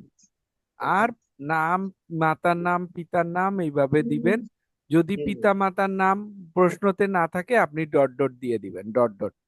এইগুলা সব ডট ডট দিয়ে দিবেন, সমস্যা হবে না। তাইলে বাদী বিবাদী গেল। প্রথমে আদালতের নাম, মোকদ্দমার নাম্বার, এখানে 25 সাল দিবেন যেহেতু এখন 25 চলতেছে। বাদী বিবাদী, এরপরে হলো মোকদ্দমার ধরন। এখানে হলো চিরস্থায়ী মোকদ্দমা। এখানে আর কি চেঞ্জ হইতে পারে? যদি আরজি বলে তাহলে কি চেঞ্জ হইতে পারে? চিরস্থায়ী মোকদ্দমার জায়গায় আর কি হইতে পারে বলেন আর তো, কেউ একটা বুঝ- দখল উদ্ধারের মোকদ্দমা, তারপরে সত্য সত্য সত্যের মোকদ্দমা। ঘোষণার, সত্য ঘোষণার মোকদ্দমা, বন্টনের মোকদ্দমা। এইভাবে আপনি 5-7 পদের মোকদ্দমার নাম মুখস্থ করে রাখলেন, যেটাই আসবে এখানে বসায় দিবেন। মোকদ্দমার তায়েদাদ আসতে পারে। তায়েদাদ আসার ক্ষেত্রে একটা জিনিস খেয়াল করবেন, সহকারী জাজ হইলে কত। ধরেন প্রশ্নতে বইলা দিল মোকদ্দমার তায়েদাদ হইল 30 লক্ষ টাকা, তাইলে আপনি এখানে আদালতের নাম কোনটা লিখতে বাধ্য বলেন তো? স্যার যুগ্ন জেলা ও দায়রা জজ।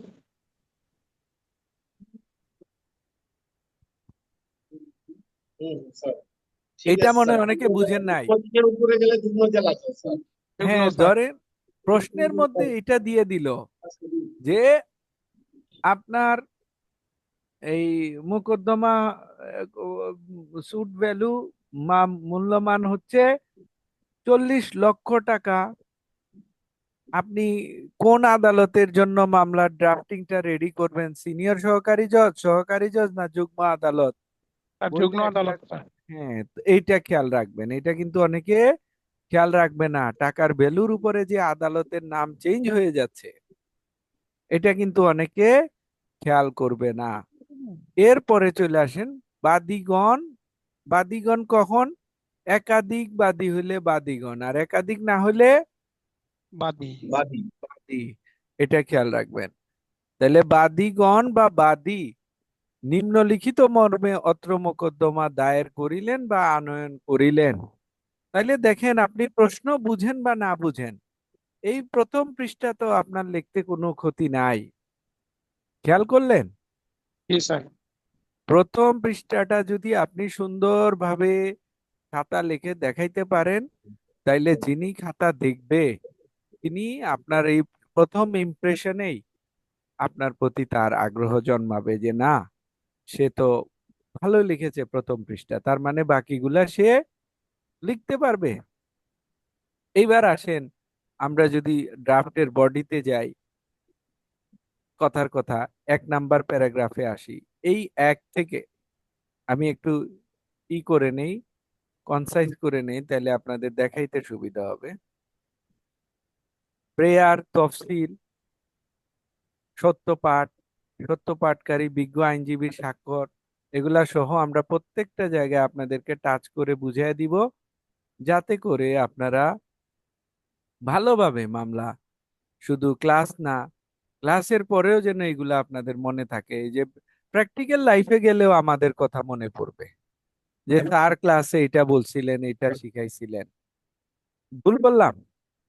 না স্যার, রাইট। হ্যাঁ, প্র্যাকটিক্যাল লাইফে গেলেও কিন্তু আমাদের কথা মনে পড়বে আপনাদের, যে এই শিক্ষাগুলা কাজে লাগছিল। হুম। তাইলে এইখান থেকে যেমন ধরেন, উপরে আমরা 1 থেকে, আমি একটু টেনে আসতেছি, 1 থেকে শুরু করে মোকদ্দমা দায়েরের কারণ পর্যন্ত, এই যে 9 পর্যন্ত, 1 থেকে 9 পর্যন্ত হলো আপনি মামলার ঘটনার ধারাবাহিক বর্ণনা দিবেন। কি ঘটে আসছে। সিএস হইলে সিএস খতিয়ান থেকে এইভাবে বলে আসবেন। আচ্ছা, পারিবারিক মোকদ্দমা হবে, তাইলে সিএস থেকে গল্পটা বলবেন না কোত্থেকে বলবেন বলেন তো? স্যার এটা তো ল্যান্ড ম্যাটার না, তাহলে স্যার আর কি করবো? ওই পারিবারিক না ম্যাটার উল্লেখ করতে না হবে। না, কথার কথা আমরা অন্য একটা উদাহরণ দিয়ে বলতেছি, যে হাজবেন্ড ওয়াইফের মধ্যে একটা ঝামেলা হয়েছে, ভরণ পোষণের মোকদ্দমা হবে হাজবেন্ড ওয়াইফের। তাইলে তাদের গল্প কি সিএস খতিয়ান থেকে আসবে? তাদের না স্যার, গল্পটা আসবে না কোত্থেকে? স্যার। তাদের গল্প শুরু হবে কোত্থেকে বলেন? বিয়ের কাবিননামা থেকে। আমি আমি হইলে লিখবো, অত্র মোকদ্দমার বাদীর সহিত বা বাদিনীর সহিত অত্র মোকদ্দমার বিবাদিনীর ইউনিভার্সিটিতে প্রথম পরিচয় হয়, হওয়ার পরে তাদের মধ্যে প্রেমের সম্পর্ক হয়। 2-3 বছর প্রেমের পর পারিবারিকভাবে তারা ঐক্যমত্যে পৌঁছাইলে, পারিবারিকভাবে প্রস্তাব দিলে, হ্যাঁ, দ্বিতীয় পক্ষ রাজি হইয়া বিগত এত এত তারিখে শরিয়ত মোতাবেক, হ্যাঁ, অমুক কি যেন, এই কাজীর মাধ্যমে রেজিস্ট্রি মূলে এত টাকা মোহরানা ধার্য করিয়া এইভাবে বিবাহ হয়। এই যে এইভাবে আসলেন, এরপরে আরেকটা গল্প দিলেন, তারা ঠিকঠাক মতো সংসার করতেছে, 2 বছর পর তাদের ঘরে একটা কন্যা সন্তান হয়, 3 বছর পরে আরেকটা পুত্র সন্তান হয়, এর নাম এই বাদীর গর্ভ বিবাদিনীর গর্ভে বাদীর ঔরসে এই সন্তান জন্মগ্রহণ করিয়া আসিতে থাকাকালীন অবস্থায় এত এত তারিখে এইভাবে বাদী আর খোঁজ খবর নিতে থাকে না, বিবাদী খোঁজ খবর নিতে থাকে না, বাদিনী ভদ্র মহিলা একা একা সংসার দিনাতিপাত করতেছে, সুখে দুঃখে, হ্যাঁ, এই চিকিৎসায় সেই অবহেলায় আছে বইলা। আপনি এইভাবে ইতিহাসটাই না আনাটাই হলো একটা মোকদ্দমার মেইন মামলা লেখার একটা কারণ। দেখেন কত ইন্টারেস্টিং গল্প বললাম। একটা বললাম জায়গা জমি হইলে আপনি সিএস খতিয়ান থেকে টানবেন, যে সিএস খতিয়ানে অমুক মালিক এইভাবে আসলো। পারিবারিক হইলে আপনি ঘটনার শুরুতে যাওয়া বুদ্ধি কইরা, এটা হলো একটা ইম্পর্টেন্ট ইস্যু। আর এই যে 10 নাম্বার হইলো একটা ইম্পর্টেন্ট মোকদ্দমার কারণ। ওই যে আমরা ইতিহাস বইলা বইলা আইসা এখানে বলবো মোকদ্দমার কারণ। আর এখানে একটা আপনাকে ঘোষণা দিতে হবে, আপনি যেই আদালতে মামলা দায়ের করতেছেন ওনার এখতিয়ার আছে কিনা। আর মোকদ্দমার মূল্যমান সম্পর্কে আপনাকে আরেকটা স্টেটমেন্ট দিতে হবে, বক্তব্য দিতে হবে যে মোকদ্দমার মূল্যমানটা সঠিকভাবে নিরূপণ করা হয়েছে কিনা। এটা এই 3টা জিনিস হলো নিচের আলাদা। এরপরে হইলো প্রার্থনা বা প্রেয়ার। প্রেয়ার আমরা যেটাকে প্রার্থনা বলি বা প্রেয়ার, মানে আপনি আদালতের কাছে কি কি চাইতেছেন। এরপরে হলো এটা শেষে তফসিল দিতে হয়। কেউ কেউ এখন হেডলাইন কি দিব? জি মোকদ্দমার কারণ, এখতিয়ার, মোকদ্দমার মূল্যমান, এগুলো কি হেডলাইন দিয়ে তারপর লিখবো প্যারা? লিখলে, হেডলাইন দিয়ে লিখলে যিনি জজ সাহেব থাকবে উনি তো এটা ঠাস করে খুঁজে পাইতে সহজ। আদারওয়াইজ মোকদ্দমার কারণ কই লিখছেন ওইটা খুঁজতে গেলেই তো ওনার আবার মেজাজ খারাপ হয়ে যাবে, মনে মনে আপনাকে বকা দিবে। মাইন্ড করলেন? Thank you. না না, থ্যাংক ইউ আপনি স্যার। কোন court? Sir, Dhaka 10 court. Important না? ক্লাসটা ইম্পর্টেন্ট কিনা? অবশ্যই স্যার, অবশ্যই। খুবই ইম্পর্টেন্ট, লাইফ চেঞ্জিং ক্লাস। বুঝতেছেন না তো? এখন যত বয়স হবে আমাদের কথা মনে পড়বে খালি, বুঝলেন? জি স্যার। এখন আজকে আমরা এই ড্রাফটটা আপনাদেরকে দরকার পড়লে ক্লাস শেষে গ্রুপে দিয়ে দিব না, পিডিএফ করে। জি আপনারা স্যার। এটা একটু দেখেন। আজকে বেশি প্রথম ক্লাস, মাথায় প্রেসার দিলাম না। হ্যাঁ, আগামী ক্লাস বন্ধু বান্ধবরা মিস করবেন না, সবাই আরো যারা আছে সবাইকে ভর্তি হইতে বলবেন। আমাদের ক্লাস এখন জমজমাট ভাবে শুরু হয়ে যাবে আগামী 2-1 দিনের মধ্যে আরো। হ্যাঁ, কিন্তু আজকে যে একটা বেসিক জ্ঞানটা দিলাম এটা সবাই প্রয়োজনে এটা আরেকবার দেখবেন আলোচনাটা। আরেক কাজ করবেন, এটা আলোচনা শুইনা ভাত খাইতে যাবেন, বাথরুমে গেলেও মোবাইলে এটা ছাইড়া দিবেন, গোসল করবেন এটা শুনবেন। রান্নাঘরে গেছেন, রান্না করতেছেন, আলোচনা শুনবেন। এই আলোচনা শুনে শুনে আপনারা ড্রাফটিং ক্লাস ইনশাল্লাহ আপনাদের মাথায় চলে আসবে। এর জন্য আজকে বেশি আর বাড়াইলাম না, আগামী ক্লাসে আমরা আরো বেশি সময় নিয়ে কথা বলবো। আর আমাকে সবাই চিনেন কিনা, আমারে চিনেন না এরকম কেউ আছেন কিনা? স্যার, থাকলে, চিনি আপনাকে স্যার, স্যার। আমার মনে হয় কেউ নাই, আপনাকে চিনে না এরকম মানুষ খুবই কম আছে। না থাকলেও ভালো। আর না চিনলে এই পরিচয় আমার দিয়ে দিলাম, আইডি কার্ড। হ্যাঁ, এখানে আছে, এটা আমার ফেসবুক। হ্যাঁ, জি স্যার। এটা থাকলো, এটা স্ক্রিনশট নিয়ে রেখে দিয়েন।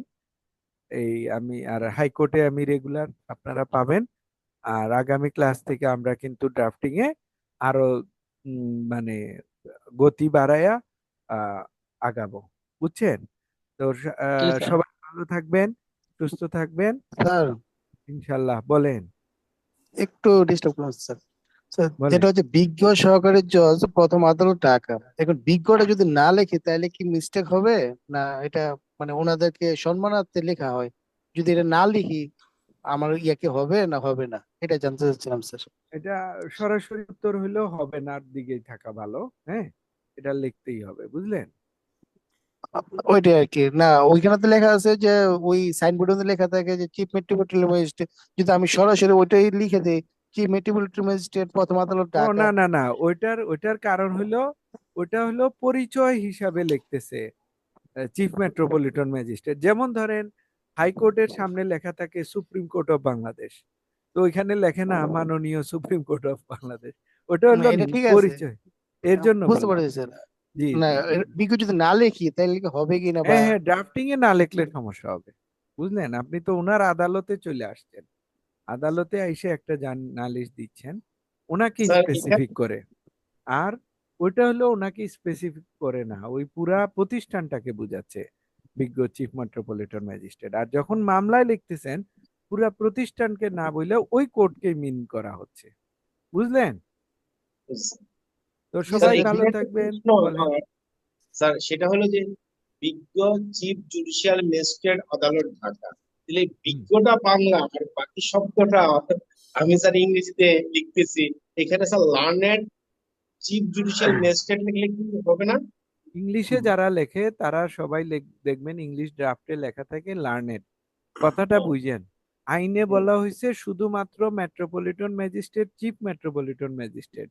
আইনের কথাটাকে ইংরেজিতে রাখা হচ্ছে, আর আগে পিছে এটাকে বাংলা রাখলে ওইটা স্যার একটা সমস্যা। কাস্টম হয়ে গেছে প্রথা, কিন্তু অন্যগুলায় যাওয়া যে যাবে না। সবাই বিজ্ঞপ্ত হবে যে ওইটাই। জি। তো থ্যাংক ইউ, সবাই ভালো থাকবেন, আল্লাহ হাফেজ, স্যার আগামী ক্লাসে দেখা হবে। স্যার আসসালামু একটা আলাইকুম। স্যার বলেন বলেন। স্যার এই মাননীয় আর মহামান্য এর মধ্যে কি কোনো কোনো আছে নাকি? মহামান্য তো আমরা কাকে বলি? বাংলাদেশে মহামান্য কাকে বলা হয়? প্রেসিডেন্টকে, এরকম প্রেসিডেন্টকে। কিছু নাকি? হ্যাঁ, হ্যাঁ। দেখবেন যারা পুলিশ প্রশাসনে আছেন, হ্যাঁ, বা যারা এইরকম এই এই অফিসগুলায় যারা দায়িত্ব পালন করে, তারা কিন্তু বলে না, এই কি যেন, মহামান্য রাষ্ট্রপতি এইভাবে বলবে না। আপনি আপনি কোথাও গেলে উনি বলবে আজকে মহামান্য এখানে যাবেন, আজকে মহামান্য ওই অনুষ্ঠানে যাবে, আজকে মহামান্য এটা করবে সেটা করবে। ওনারা কিন্তু এইভাবেই সম্বোধন করে যারা ওইসব অফিসে জব করেন। এরপরে আমরা বলি মাননীয়, বুঝলেন? তো সবাই ভালো থাকবেন। যে আর আর এটা রুলস অফ বিজনেস, আমাদের একটা বই আছে, আমি পিডিএফ দিয়ে দেবো, যে ওইখানে বলা আছে রাষ্ট্রের ধারাবাহিকভাবে কারা দায়িত্ব পালন করে করে আসবেন। প্রথমে রাষ্ট্রপতি, তারপরে এইভাবে কে কে আসবেন। এটা জানেন কিনা, রুলস অফ বিজনেস আমাদের যে একটা বই আছে, এটা আমাদের লাগে যারা হাইকোর্টে রিট মামলা করেন, হ্যাঁ, তারা তখন রিট মামলা ফাইল করতে গিয়া রেসপন্ডেন্টদের ধারাবাহিকতা দিতে গিয়ে ওই রুলস অফ বিজনেস দেখে দেখে উপর থেকে নিচের দিকে আসেন। যেটা নিয়ে একটা রিট হয়েছে কিছুদিন আগে, আপনারা জানেন, মাননীয় বিচারপতিদেরকে ওই সচিবদের মর্যাদার নিচে দেওয়া হয়ে গেছিল। খেয়াল আছে আপনাদের? কিছুদিন আগে, মাস দেড়েক আগে। আচ্ছা, ওইটা নিয়ে আগামী ক্লাসে কথা হবে। আজকে আর লম্বা না করি, 10:30 বেজে যাচ্ছে। ভালো থাকবেন, সুস্থ জি থাকবেন, আবার জি, দেখা হবে। রোশন ভাই, ঠিক আছে তাহলে ড্রাফটটা গ্রুপে শেয়ার করে দিয়েন। জি, ইনশাল্লাহ। Thank you. ইনশাআল্লাহ, আল্লাহ হাফেজ। সবাইকে অসংখ্য ধন্যবাদ। জি, আর কারো কোনো প্রশ্ন থাকলে বলতে পারেন। আমাদের মূল ক্লাস তো শনিবার থেকে শুরু হবে। কালকে আমরা ট্রাই করব যদি সম্ভব হয় ক্লাস নেওয়ার যে তার কোনো একটা বিষয় নিয়ে।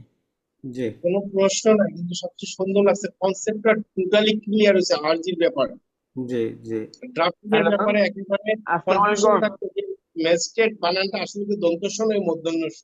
ওই যে অনেক সময় মুকাম মুকাম বলতে আমরা সাধারণত বিজনেস এরিয়াকে বলতাম, যে নারায়ণগঞ্জের মুকাম, ঢাকার মুকাম, সাভারের যে মুকামে, তো বন্দর আসলে এলাকাটাকে শোনেন, বলতাম। মূল কথাটা হয়েছে কি, শোনা একটা মূল কথা বলি, এটা হয়েছে কি, এই যে সিপিসি সিআরপিসি এত বছর পরে আসো আমরা ইংরেজিটার বদলে বাংলাটা পড়তে স্বাচ্ছন্দ্য বোধ করি, ঠিক না নাই?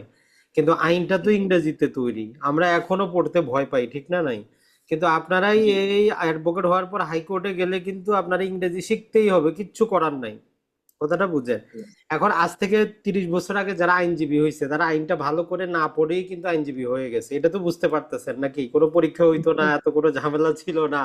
তো তারা ওই সিনিয়রের অধীনে কাজ করে করে সিনিয়র যেভাবে করছে ওইভাবে ওনারা লিখছে। এইভাবেই।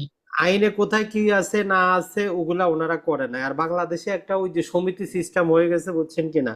সব জায়গায় দেখবেন যে ওই দলিল লিখতে গেলে দলিল লেখক সমিতি, আইনজীবী সমিতি, তো সব জায়গায় অলিখিত ভাবে ওই তারা যেইভাবে চলতেছে ওইভাবে। আপনি একটু ব্যতিক্রম চলতে গেলে তখন একটু ভেজাল। তা আপনি ব্যতিক্রম কখন চলতে পারবেন? যখন আপনার নিজের একটা সুনাম হবে, নিজে ড্রাফটিং পারবেন, তখন আপনি আপনার মতো করে লিখতে পারবেন। যখন একজন সিনিয়রের অধীনে করবেন, সে বলবে যে এভাবে করার দরকার নাই, তো তখন আপনি তো তার কথাটা ফালাইতেও পারবেন না, তাই না? তখন বলবেন না যে আমার আইন শিখায়ও না, আমি 30 বছর ধরে আইন পেশায় আছি। তা আপনার তো কিছু বলার নাই, আছে কি? অবশ্যই কিছু বলার নাই। ওই জন্য যে এটাকে বুঝতে হবে। তাই বলে আমরা সিনিয়রদেরকে অসম্মান করতেছি না, কিন্তু কথা হচ্ছে অনেক সিনিয়র আছে total CPC CrPC panel code জীবনে কোনোদিন পড়েও নাই। এখন যে পরীক্ষার জন্য আপনাদের পড়তে হচ্ছে, আপনি জিজ্ঞেস করিয়েন, জীবনে কোনোদিন পড়েও নাই। প্রচলিত যেগুলা নিয়ে কয়েকটা বেশি মামলা হয়, ধারা হয়, ওই ধারাগুলোই জানা আছে, ওইটা দিয়ে কাজ চলে। ঝামেলা শেষ, বুঝছেন জি কি? স্যার, আসসালামু ঠিক আছে। আলাইকুম। ওয়ালাইকুম হ্যালো, সালাম। আসসালামু জি আলাইকুম। যে বলেন। আজিম ভাই, জি হ্যাঁ আপনাকে আজিম ভাই বলে সম্বোধন করছি। আপনি আমার বেশি সিনিয়র হবেন না, যাই হোক। জি। হয়তো সমবয়সী হবো। আহ এ আপনাদের ক্লাসটা শুরু হবে, আপনি ক্লাস কি আপনি নিবেন নাকি ওই যে আরেকজন দেখলাম অ্যাডভোকেট হ্যাঁ, আমরা রওশন ভাই? ক্লাসটা মানে উনিও নিবেন, যে বিশেষত যেমন আমরা চাচ্ছিলাম কি ওই জন্যই ওনাকে আনা হয়েছে, যে বিশেষত ড্রাফটিং এর বিষয়টা, বুঝছেন কিনা, আজকে যেভাবে ভিডিওটা ইউটিউবে আছে সবার জন্য খুঁটিনাটি বিষয়গুলা যেহেতু বাস্তবে প্র্যাকটিস করেন, ঠিক আছে না নাই, তো ওনার কাছ জি থেকে জি ড্রাফটিং এর একদম টোটাল কনসেপ্টটা ক্লিয়ার জন্য নেওয়া হয়েছে। ওনার বেশিরভাগ আমাদের ক্লাসগুলাই থাকবে ড্রাফটিং রিলেটেড, যেমন সুনির্দিষ্ট আচ্ছা। প্রতিকার আইনে আছে, সিআরপিসি এর মধ্যে নালিশ আছে, সিপিসির মধ্যে আছে বিভিন্ন, তো মানে ওনার বেশিরভাগ ক্লাস থাকবে ওই কনসেপ্ট গুলো আপনাদের ক্লিয়ার করার জন্য। কথা বুঝছেন কিনা? আপনি এখন নোট দিবেন? না দেখেন, আমরা একটা কথা বলি, এই লিখিত পরীক্ষা আসে এইসব প্রশ্ন করাটাই অবান্তর, কথাটা বুঝেন। আমরা আমাদের ক্লাসে প্রথমেই বলি, আমরা বলছি যে প্রথমে আপনি যেইটা পড়ে এমসিকিউ পাস করছেন, যেই জি লেখক জি হোক বা বেয়ারক হোক, এক নম্বরে হচ্ছে ওইটা পড়তে থাকেন, যেইটা পড়ে আপনি পাস করছেন। সহজ কথা। আচ্ছা যদি বেয়ারেক পড়ে থাকেন ওইটাই পড়তে থাকেন, যদি আপনি কোনো লেখকের বই পড়েন ওইটা পড়েন, অথবা যদি আমাদের নোটগুলা পড়ে পাস করেন ওইটা কন্টিনিউ মানে এমসিকিউ আকারে পড়তে থাকেন, এটা এক নাম্বার। দুই নাম্বার আমরা বলছি যে বাজারে প্রচলিত যেই কোনো লেখকের একটা আপনি বই নেন, লিখিত বই, বুঝছেন কিনা। কারণ হচ্ছে জি কি যে এই প্রতিটা বিষয়ে এখন এই এক মাসের মধ্যে প্রতিটা আমরা যে বিষয়গুলা দেওয়া সম্ভব না, ওগুলা দিয়ে প্রতিটা আবার দেখায় দেওয়া কিন্তু সম্ভব না। এক মাসের মধ্যে কি আপনি বলেন সম্ভব? জীবনেও সম্ভব না। আর এখন যেহেতু আপনি মোটামুটি 1/3 অ্যাডভোকেট হয়েই গেছেন, এখন আপনারও তো কিছু দায়িত্ব আছে, তাই না? তো ওই জি জন্য জি আমরা বলি যে যে কোনো যখন আপনি একটা লেখকের বই নেবেন সেখানে বিভিন্ন নমুনা আছে, দরখাস্ত আছে, ঠিক আছে। আমরা হয়তো আপনারে যে যেমন 8টা বা 10টা মূল টার্গেটটা আপনারে শিখাই দিতে পারবো, কিন্তু আরো নানা প্রকার দরখাস্ত আছে, সেখানে একটু ফর্মটা দেওয়া আছে, একবার একটু দেখে নেন। যেমন আজকে আপনি তো মোটামুটি ধরেন যে এর আগেরও একটা ক্লাস ছিল, আজকেও প্রথম অংশ আপনি লেখা শিখে গেছেন 1 থেকে 6 নাম্বার পর্যন্ত, তাই না? মামলার প্রকৃতি যাই হোক এটা আপনি পারবেন। তো এইভাবে ওই জন্য বলি যে যে কোনো লেখকের হোক, তার মধ্যে অনেকেই নাম জানতে চান, এর মধ্যে আমরা বলছি যে যদি সম্ভব হয় যে ওই আমাদের লিখিত মাস্টারটা আছে ওইটা নিতে পারেন, মোটামুটি সহজ, বিভিন্ন প্রবলেমেটিক দেওয়া আছে। কিন্তু যদি আপনি অন্য কোনো লেখকের নেন কোনো সমস্যা নাই, একটা আপনি নেন। আর আমরা যে নোটগুলো দেওয়ার চেষ্টা করি, আর পাশাপাশি আপনাদের বলি যে আমাদের ক্লাসে আপনি নিজে লিখেন, যেহেতু আপনারা লিখতে হবে, আমরা জি জি যতটুকু সম্ভব দিব, কিন্তু একদম 100% আশা করাটা ভুল হবে যে এমসিকিউর মতো টোটাল আপনারা দেওয়া হবে আপনি ওইটা দিয়ে পরীক্ষা দিবেন, এটা কিন্তু আপনার জন্য ভুল হবে, এক মাসে সম্ভব না, বুঝছেন কিনা? আমি আপনার ভিডিওটা আজকে দেখতে পাইনি, এই ইয়েটা, এই যে আপনার ড্রাফটিংটা, যাই হোক ওটা না। জি এখন বিষয়টা হলো যে আমি আপনার আপনার ক্লাস আমি মজা পাই। আমি এর আগে দুই একটা ক্লাস আমি দেখছি, এমনি সৌজন্যের ক্লাস জি লাইভে। জি আহ আমি চিন্তা করতেছি যে আমি একা একাই পড়ে এমসিকিউটা পাস করছি। জি এখন আমি চিন্তা করছি রিটেনটা তো সময় খুবই কম, কিন্তু প্রবলেমেটিক কিছু কোশ্চেন আসে, সেগুলো সলভ করা দেখলাম যে আমি একরকম পড়ি, এখানে দেখি যে একটু ঘুরাইয়া দিচ্ছে। হুম। এখন তো ফেল করার সম্ভাবনা থাকে। এই যে ওই সেই জন্য জন্যই আমি তো চিন্তা আমরা করলাম ওই যে জন্য ওই শোনেন একজন আপনি যেটা বললেন একজন ওই জি জি কনসেপ্টটার জন্যই তো আমরা, যেমন আমাদের জি গতকালকে জি তামাদি আইনের ক্লাসটা ছিল, ইউটিউবে আছে, হ্যাঁ, চ্যানেল থেকে দেখে নেবেন, তামাদি আইনের আমি এক দেখছি থেকে, সকালে। হ্যাঁ, 1 আমি থেকে আসলে 12 পর্যন্ত। এই জি জি এর জানি। এর চাইতে অন্য কোনো ভাবে তো আপনার ঘুরানি সম্ভব না, তাই না? না না না, হ্যাঁ, ভালো তখন করেছেন, আপনি আমি যদি সকালে দেখছি। এইভাবে কনসেপ্টটা নিজে নিজে যদি পারেন, আপনি কোচিং করার দরকার নাই, নিজেই পড়েন।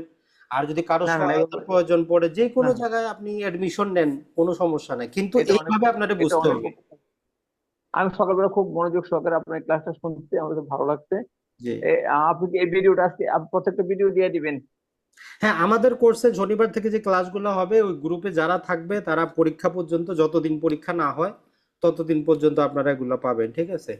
তাহলে ড্রাফটিং ছাড়া বাকি ক্লাসগুলো আপনি নিবেন? না না, ড্রাফটিং এর আমরা যেটা বললাম যে ড্রাফটও আমরা তো আর আপনাদের জন্য 15-20টা তো আর ক্লাস নিব না। ড্রাফটিং এর ক্লাস ম্যাক্সিমাম হয়তো 5টা হবে ম্যাক্সিমাম, কথাটা বুঝেন। হ্যাঁ, কারণ 5টা কি করে নিবে, এর এর রতন ভাই নিবে। এর বেশি তো আর আমাদের পক্ষে ড্রাফটিং এর ক্লাস করানো সম্ভব না। এটা তো আর এমন না যে আমরা জি 6 মাসের কোর্স করতেছি জি জি। প্রতিটা আপনারা শিখাইতে পারবো। কিন্তু মূল ড্রাফটিং আমাদের, তো ভাই অনেক বড়, জি ড্রাফটিং জি, অনেক অনেক বড় দেখলাম, আর একটু শর্ট করা যায় না এগুলোকে? না না, কথাটা বুঝেন, এত বড় হবে না। মূল কথাটা হচ্ছে যে যারাই আপনি, যেমন আজকে প্রথম পাতা আপনি দেখলেন কি 1 থেকে 6 পর্যন্ত আপনি আদালতের নামটা, মোকদ্দমা নাম্বার, বাদী, বিবাদী, তারপরে হচ্ছে কোন বিষয় মামলা, আর মামলার তায়েদাত। এই যে 6টা জিনিস, এইটা আপনি সাদা কাগজে বারবার লিখেন, এটুকু আপনার মুখস্থ হয়ে গেল। মামলা যেই প্রকারেরই আসুক, কথা বুঝছেন কিনা, একটা আপনার কনসেপ্ট ক্লিয়ার। আপনি আমার প্রথম ভিডিওটা দেখবেন, সেখানে আমরা দেখাইছি। তারপরে থাকে যে আপনি মামলাটা করার কারণটা কি, দুইটা আপনার 1 এবং 2। 3 নম্বরে চলে আসবে যে তারিখ, যেহেতু দেওয়ানি মামলা করবেন আপনি, অবশ্যই একটা কজ অফ জি অ্যাকশন জি লাগবে। তো 4 নম্বরে আজকে যেমন হয়েছে যে মামলার দায়দারটা আমরা ভিতরে দেখাবো, ভ্যালুয়েশনটা আমরা দেখাবো, আদালতের এখতিয়ার আছে এটা আমরা লিখবো 1 বাই 1। তো একটা জি বিষয় যদি আপনি একবার ওই একটা দরখাস্ত বা একটা আর্জি যদি 2-3 বার নিজে লিখিত আকারে করেন, অন্যান্য বিষয় আপনি সামনে পিছনে এক থাকবে, শুধু মাঝখানে এটা চেঞ্জ করবেন। তো তাহলে আর আপনার দায়িত্ব হচ্ছে 4-5 বার লিখে আপনি 10 মিনিটে শেষ করবেন, কারণ আপনি 15-20 জি জি। মিনিটের বেশি কোনো সময় পাবেন না লিখিত পরীক্ষা। আপনাদের 13টা প্রশ্ন অ্যান্সার করতে হবে 4 ঘন্টায়। তো মোটামুটি তাছাড়া ড্রাফটের সাথে আরো কিছু দিবে, এর কিছু ড্রাফটের সাথে কিছু ডেফিনেশন, এর বৈশিষ্ট্য, উপাদান, এগুলো কিছু কিছু দিতে পারে, এগুলো তো লিখতে হবে। না না না, কথাটা বুঝেন, সেইটা তো আমরা আমরা আপনারা ওইটাই বলতেছি যে ড্রাফটিং রিলেটেড এইটা হইলো, তো ওইটার জন্য তো আর আমরা বেশি ক্লাস নিতে পারবো না আপনাদের জন্য, সেটা বলতেছি। জি জি আর আমাদের মূল কনসেপ্টটা থাকবে যে এই যে আপনি এমসিকিউর জন্য যেটা পড়ছেন, সেইটার মধ্যে কিভাবে আপনার এই যে, যেমন আমরা তামাদি এটা বুঝাইলাম, এটা আপনারে বুঝাই শেষ করতে হবে। এর মধ্যে হ্যাঁ, পেনাল খুব কোডের খুব সুন্দর। গুরুত্বপূর্ণ কিছু কনসেপ্ট আছে, সাক্ষ্য আইনের কনসেপ্ট আছে। তো এই সমস্ত ক্লাসগুলো তো আমাদের নিয়ে শেষ করতে হবে, তাই না? মোটামুটি 40 দিন আমরা হ্যাঁ, সময় আমাকে পাবো। যদি আপনারা যদি এভাবে পড়ান, তাহলে তো পাস করার একটা নিশ্চয়তা পাওয়া যাবে মোটামুটি। এর আগে তো আপনার ছাত্র কেমন পাস করে? হ্যাঁ, এখন আপনাদেরও তো পড়তে হবে, কথাটা বুঝেন, কারণ এইটা তো আমি ধরেন তো অবশ্য পড়বো, হ্যাঁ, যে সেটাই সময় তো বললাম। খুবই কম। এখন প্রিভিয়াস আমরা আমরা আমাদের প্রিভিয়াস প্রথম, ইয়ার গুলোতে আপনার পাশের হার কেমন ছিল? আপনার স্টুডেন্টরা না কেমন না না, পাস আমার করছে আমার মাইন্ড এই করবেন না? এইবারই লিখিত প্রথম। আমাদের এই গতবার আমি ব্যস্ত ছিলাম, ছুটিতে ছিলাম, ওই জন্য করা হয় নাই। ঠিক আছে, করা হয় নাই গতবার আমাদের। এর আগে করাইছেন তো? না না, আমাদের কোচিংটাই তো এমসিকিউ, আমাদের এবার এবার থেকে 3য় বার চলতেছে এমসিকিউটা। রিটেনটা। হ্যাঁ, রিটেনটা এবারই আমাদের প্রথম। আচ্ছা জি। আচ্ছা। একটা আত্মবিশ্বাস আছে তো আপনাদের মোটামুটি, যে স্টুডেন্টরা না না, আপনি দেখেন যেভাবে ভাই, গাইড একটা দিবেন এভাবে মজার পড়লে একটা কথা তারা বলি ভালো শুনেন। করবে। একটা মজার একটা কথা বলি, আমরা অন্য কোনো ওই যে যারা ওই যে এমসিকিউর মধ্যে 7 দিনে পাস, টাকা ফেরত গ্যারান্টি অনলাইনে আছে এখনো হ্যাঁ কোচিং সেন্টারে, আমরা ওরকম করি না। কথা হচ্ছে আমাদের যা কিছু অনলাইনে দেওয়া আছে, দেখে যদি আপনার বিশ্বাস হয় আপনি অ্যাডমিশন নিবেন, আর যদি আপনার মনে হয় ভালো না লাগে আপনি নিবেন। আমরা কাউরে কোনো গ্যারান্টি দেই না, কারণ কথা হচ্ছে কি প্রশ্ন আসবে আপনি সেটা না বুঝে অ্যান্সার করবেন, ফেল করবেন, পরে আসে বলবেন যে ভাই আপনি তো গ্যারান্টি দিছিলেন, আমি তো পাস করলাম না। আইনাঙ্গনে বা হ্যাঁ আইন পেশা পরিচালনায় এরকম কোনো কিছু আপনি জীবনেও করতে পারবেন না। যেমন কোনো মামলা নিয়ে বলতে পারবেন না আমি জামিন নিয়ে দিব, আপনারা মামলা জিতায় দিব, এটা যেমন ক্লায়েন্টকে বলতে পারবেন না। কোনো কোচিং সেন্টার বা কোনো শিক্ষকও যদি এটা বলে, সে শিক্ষকই না। শিক্ষকের দায়িত্ব হচ্ছে আপনার মূল জিনিসটা বলে দেওয়া। এখন আপনি পরীক্ষা পাস করবেন কি না করবেন সেটা আপনার উপর নির্ভর করে, বুঝছেন কিনা? আমরা ওইরকম কোনো গ্যারান্টি দিয়ে কাউরে পড়াই না, অথবা আমাদের এই কোর্সে আরো যারা আছে কাউকে আমরা এরকম কোনো বলি নাই যে আমাদের এখানে আসলেই আপনি পাস করবেন। কি কেউ কাউকে কি আমরা এরকম বলছি যে আমাদের এখানে আসলে পাস করবেন? আগামীকাল ক্লাস আছে কোনো? আগামীকালকে তো আসলে আমরা বললাম যে যদি থাকে 9টায় পাবেন, আমরা ট্রাই করব, তবে শনিবার থেকে মূলটা শুরু হবে। আমরা রাত ট্রাই 9টা? জি, রাত 9টায়। আচ্ছা, আপনার তো শনিবার পর্যন্ত সময় আছে, এর মধ্যে আহ টাকা দিয়ে অ্যাডমিশনটা নিয়ে নিব। হ্যাঁ। সমস্যা আর নাই, আমি শনিবারের আগে আপনি যে কোনো সময় অ্যাডমিশন নিতে পারেন, যেহেতু আমাদের এগুলো ফ্রি ক্লাস চলতেছে। আপনি তামাদিটা যেভাবে পড়াইছেন যদি সেভাবে পড়ান, বাকিটা আমরা তো। শুনেন, আমরা যেটা বলি যে দেখেন, যেমন আমাদের এখন, আমরা এর আগেও একটা প্রথম ক্লাসও নিয়েছি, সেখানেও বলেছি যেমন পেনাল কোডে তো আর প্রতিটা সেকশন আমাদের লিখিত পরীক্ষার জন্য কাজের না। এটা অন্তত এতটুকু আপনিও বুঝেন বিভিন্ন সালের প্রশ্ন দেখে। তো ম্যাক্সিমাম সেখানে আমাদের 10টার মতো বিভিন্ন কনসেপ্ট আছে, সেটাই আমরা পড়াবো। যেমন যে আমাদের ভাইয়া মোটামুটি 8-10 বছরের, 8-10 বছরের প্রিভিয়াস কোশ্চেন গুলোর মধ্যে থেকে কঠিন যেগুলো সেগুলো পড়াবেন না না, দেখে দেখে। এখন আমি আপনাকে একটা কথা বলি শোনেন। আপনার কথাটা হচ্ছে কি যে টোটাল সাবজেক্টটা তো আর আমাদের, ওই জন্য আপনাদেরকে আমরা প্রথমেই বলি যে আপনি এমসিকিউর মতো করে পড়াশোনাটা কন্টিনিউ রাখেন লিখিত হ্যাঁ, পরীক্ষার আমি জন্য। সেরকম পড়বো। জি প্রিভিয়াস কোশ্চেন গুলো, প্রিভিয়াস যেগুলো বিগত বছরে যে 10 বছর পর্যন্ত যে কোশ্চেন গুলো আসছে, যেমন আমার না না, সেটা ওগুলা কালকে করে শোনেন, ওগুলা আপনি দেখতে পারেন, ওগুলা করে লাভ নাই কেন জানেন? শোনেন, গত 2 বছর ধরে প্রশ্নের ধারাটা চেঞ্জ হচ্ছে। আগে যারা প্রশ্ন করতো ওরা একরকম প্রশ্ন করতো, সহজ সরল প্রশ্ন করতো। গত 2 বছর ধরে ক্রিয়েটিভ জি জি প্রশ্ন জি। হচ্ছে, তা পুরাতন হ্যাঁ হ্যাঁ। তো পুরাতন প্রশ্নপত্র দেখে তো আমার কোনো লাভ হবে না, হবে কি আপনি বলেন? কোনো লাভ হবে না। না তো আমার না কথা না। হচ্ছে শোনেন, প্রশ্ন জাস্ট আপনি দেখতে পারেন যে এরকম আসতে পারে, হয়তো এই পরীক্ষা নাও আসতে পারে, কোনো গ্যারান্টি আছে যে পরীক্ষাটা হবে ওনারা অন্য ধাঁচেও প্রশ্ন করতে পারে। তো এই জন্য জি জি আমরা জি। আমরা যদি মূল আইনে থেকে মূল কনসেপ্টটা আমাদের ক্লিয়ার থাকে, আমরা যদি আর বিভিন্ন মুসাবিদাগুলো আমরা জানি যে যেভাবে দেয়া হোক আমি তো জানি কিভাবে মুসাবিদা করতে হবে, আমার মূল কনসেপ্টটা ঠিক আছে আমি জানি, তাহলে প্রশ্ন যেভাবেই হোক আমার ভয় পাওয়ার কোনো কারণ নাই। তো ওই জন্যই বলি যে আপনি গত 10 বছরের প্রশ্ন দেখে লাভ হবে না, কারণ গত 2 বছরে প্রশ্নের প্যাটার্ন চেঞ্জ হয়ে গেছে। এখন এই 25 সালে অন্যরকমও তারা দিতে পারে, তারা তো বলে নাই যে আপনারা এইভাবে প্রশ্ন করবে, বলছে কি কোথাও? দেখেন কোথাও কিন্তু না না। প্রশ্নের ধরন কেমন হবে বলা নাই। জাস্ট আমরা একটু কি করতে পারি, আমরা ধরতে পারি যে এরকম আসতে পারে। এটা হচ্ছে মূল কথা আর কি। জি। বইটা কার সাজেস্ট করেন? রিটেন বই কার না, এক সাজেস্ট নম্বর করেন কথা হচ্ছে কি, আমরা অলরেডি বললাম যে লিখিত মাস্টারটা আপনি নিতে পারেন, ঠিক আছে? আমরা স্পেসিফিক কোনো লেখক বলবো না যে ওইটা পড়লেই আপনি কমন পাবেন, আমরা বারবারই বলি এটা ভুলে যাবেন না যে কোনো একটা বই পড়লেই ওইটা থেকে একদম কোট আনকোট কমন আসবে, তাইলে আপনি ভুল করবেন। জাস্ট যেই কোনো লেখকেরই বই নেন, জাস্ট ওইখান থেকে একটু ধারণা নিতে পারেন যে হ্যাঁ এরকম আসতে পারে বা ফরম্যাটটা এরকম হইতে পারে, এইটুকুই। মূল আপনার ওই আইনের যে বেয়ার অ্যাক্ট ওইটাই আপনার জন্য যথেষ্ট, বুঝছেন কিনা? এটা হলো মূল কথা। বিআরএক্স ছাড়া যে মূল বই পড়লে কেমন? মূল বইগুলো? না, মূল বই তো আপনি কনসেপ্টের জন্য পড়বেন, কিন্তু লেখার জন্য আপনার লেখার প্যাটার্নটা তো জানতে হবে যে আপনি একটা ধারা কিভাবে লিখবেন লিখিত পরীক্ষায়। আপনাকে যদি যে আমি এমন যদি বলি যে ভাই চুরি সংজ্ঞাটা লিখেন, কথার কথা, যে চুরি সংজ্ঞা, হ্যাঁ। চুরি বলতে আপনি কি বুঝেন, সংশ্লিষ্ট আইন এবং ধারা উল্লেখ করে ব্যাখ্যা বিশ্লেষণ করেন। এখন এইটা আপনি লিখতে গেলে আপনার প্যাটার্নটা কিরকম হবে এটা তো আপনাকে ঠিক করতে হবে। না জানলে কোনো গাইড বই 1-2 বার দেখবেন হয়তো যে কিভাবে প্যাটার্নটা ঠিক করা আছে, আপনি চুরির উপাদানটা কিভাবে লিখবেন, আরো যে ব্যাখ্যা কয়েকটা আছে ওইটাও আপনাকে দিতে হবে, একটা দুইটা উদাহরণ নিজের মতো করে দিতে হবে। তো এটার জন্যই তো আপনি কোনো কোচিং এ যাচ্ছেন। আপনি নিজে যদি জি না জি। জানেন এটার জন্যই, কিন্তু ওই কোচিং সেন্টার তো আর আপনারে ফিট করে দিবে না যে চুরিটাই আসবে। হয়তো সেখানে আসতে পারে যে চুরি আর ধরেন যে দস্যুতার মধ্যে পার্থক্যটা কি, বা কখন চুরি গিয়ে দস্যুতা হয়ে যায়, এরকম আসতে পারে। এখন কোনটা আসবে ওইটা তো আর কেউ বলতে পারবে না। জি। জি। জি, আর ঠিক কারো আছে কোনো ভাই। প্রশ্ন থাকলে বলতে পারেন। আহ, অনেক ধন্যবাদ, ভালো লাগলো আপনার কথা শুনে। হ্যাঁ আমি সেটাই, আমার কথা একটা হচ্ছে আপনি শোনেন, আপনি যদি নিজ ভাষা কোশ্চেনে পড়তে আছে। যান পড়েন, কোনো সমস্যা নাই, যে কোনো লেখকেরই বই নেন, এটা চিন্তা করে নিবেন না যে এই লেখকের বইটা পড়লে আমি কমন পাবো। জাস্ট যেহেতু অসংখ্য প্রশ্ন হইতে পারে, ফরম্যাটটা দেখার জন্য জানার জন্য নিতে পারেন।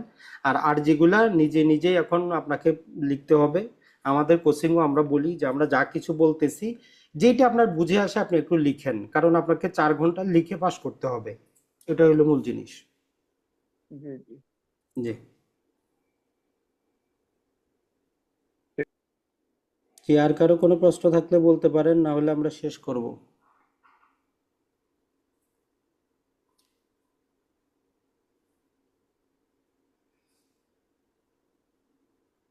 তো তাহলে আজকে এ পর্যন্তই নাকি?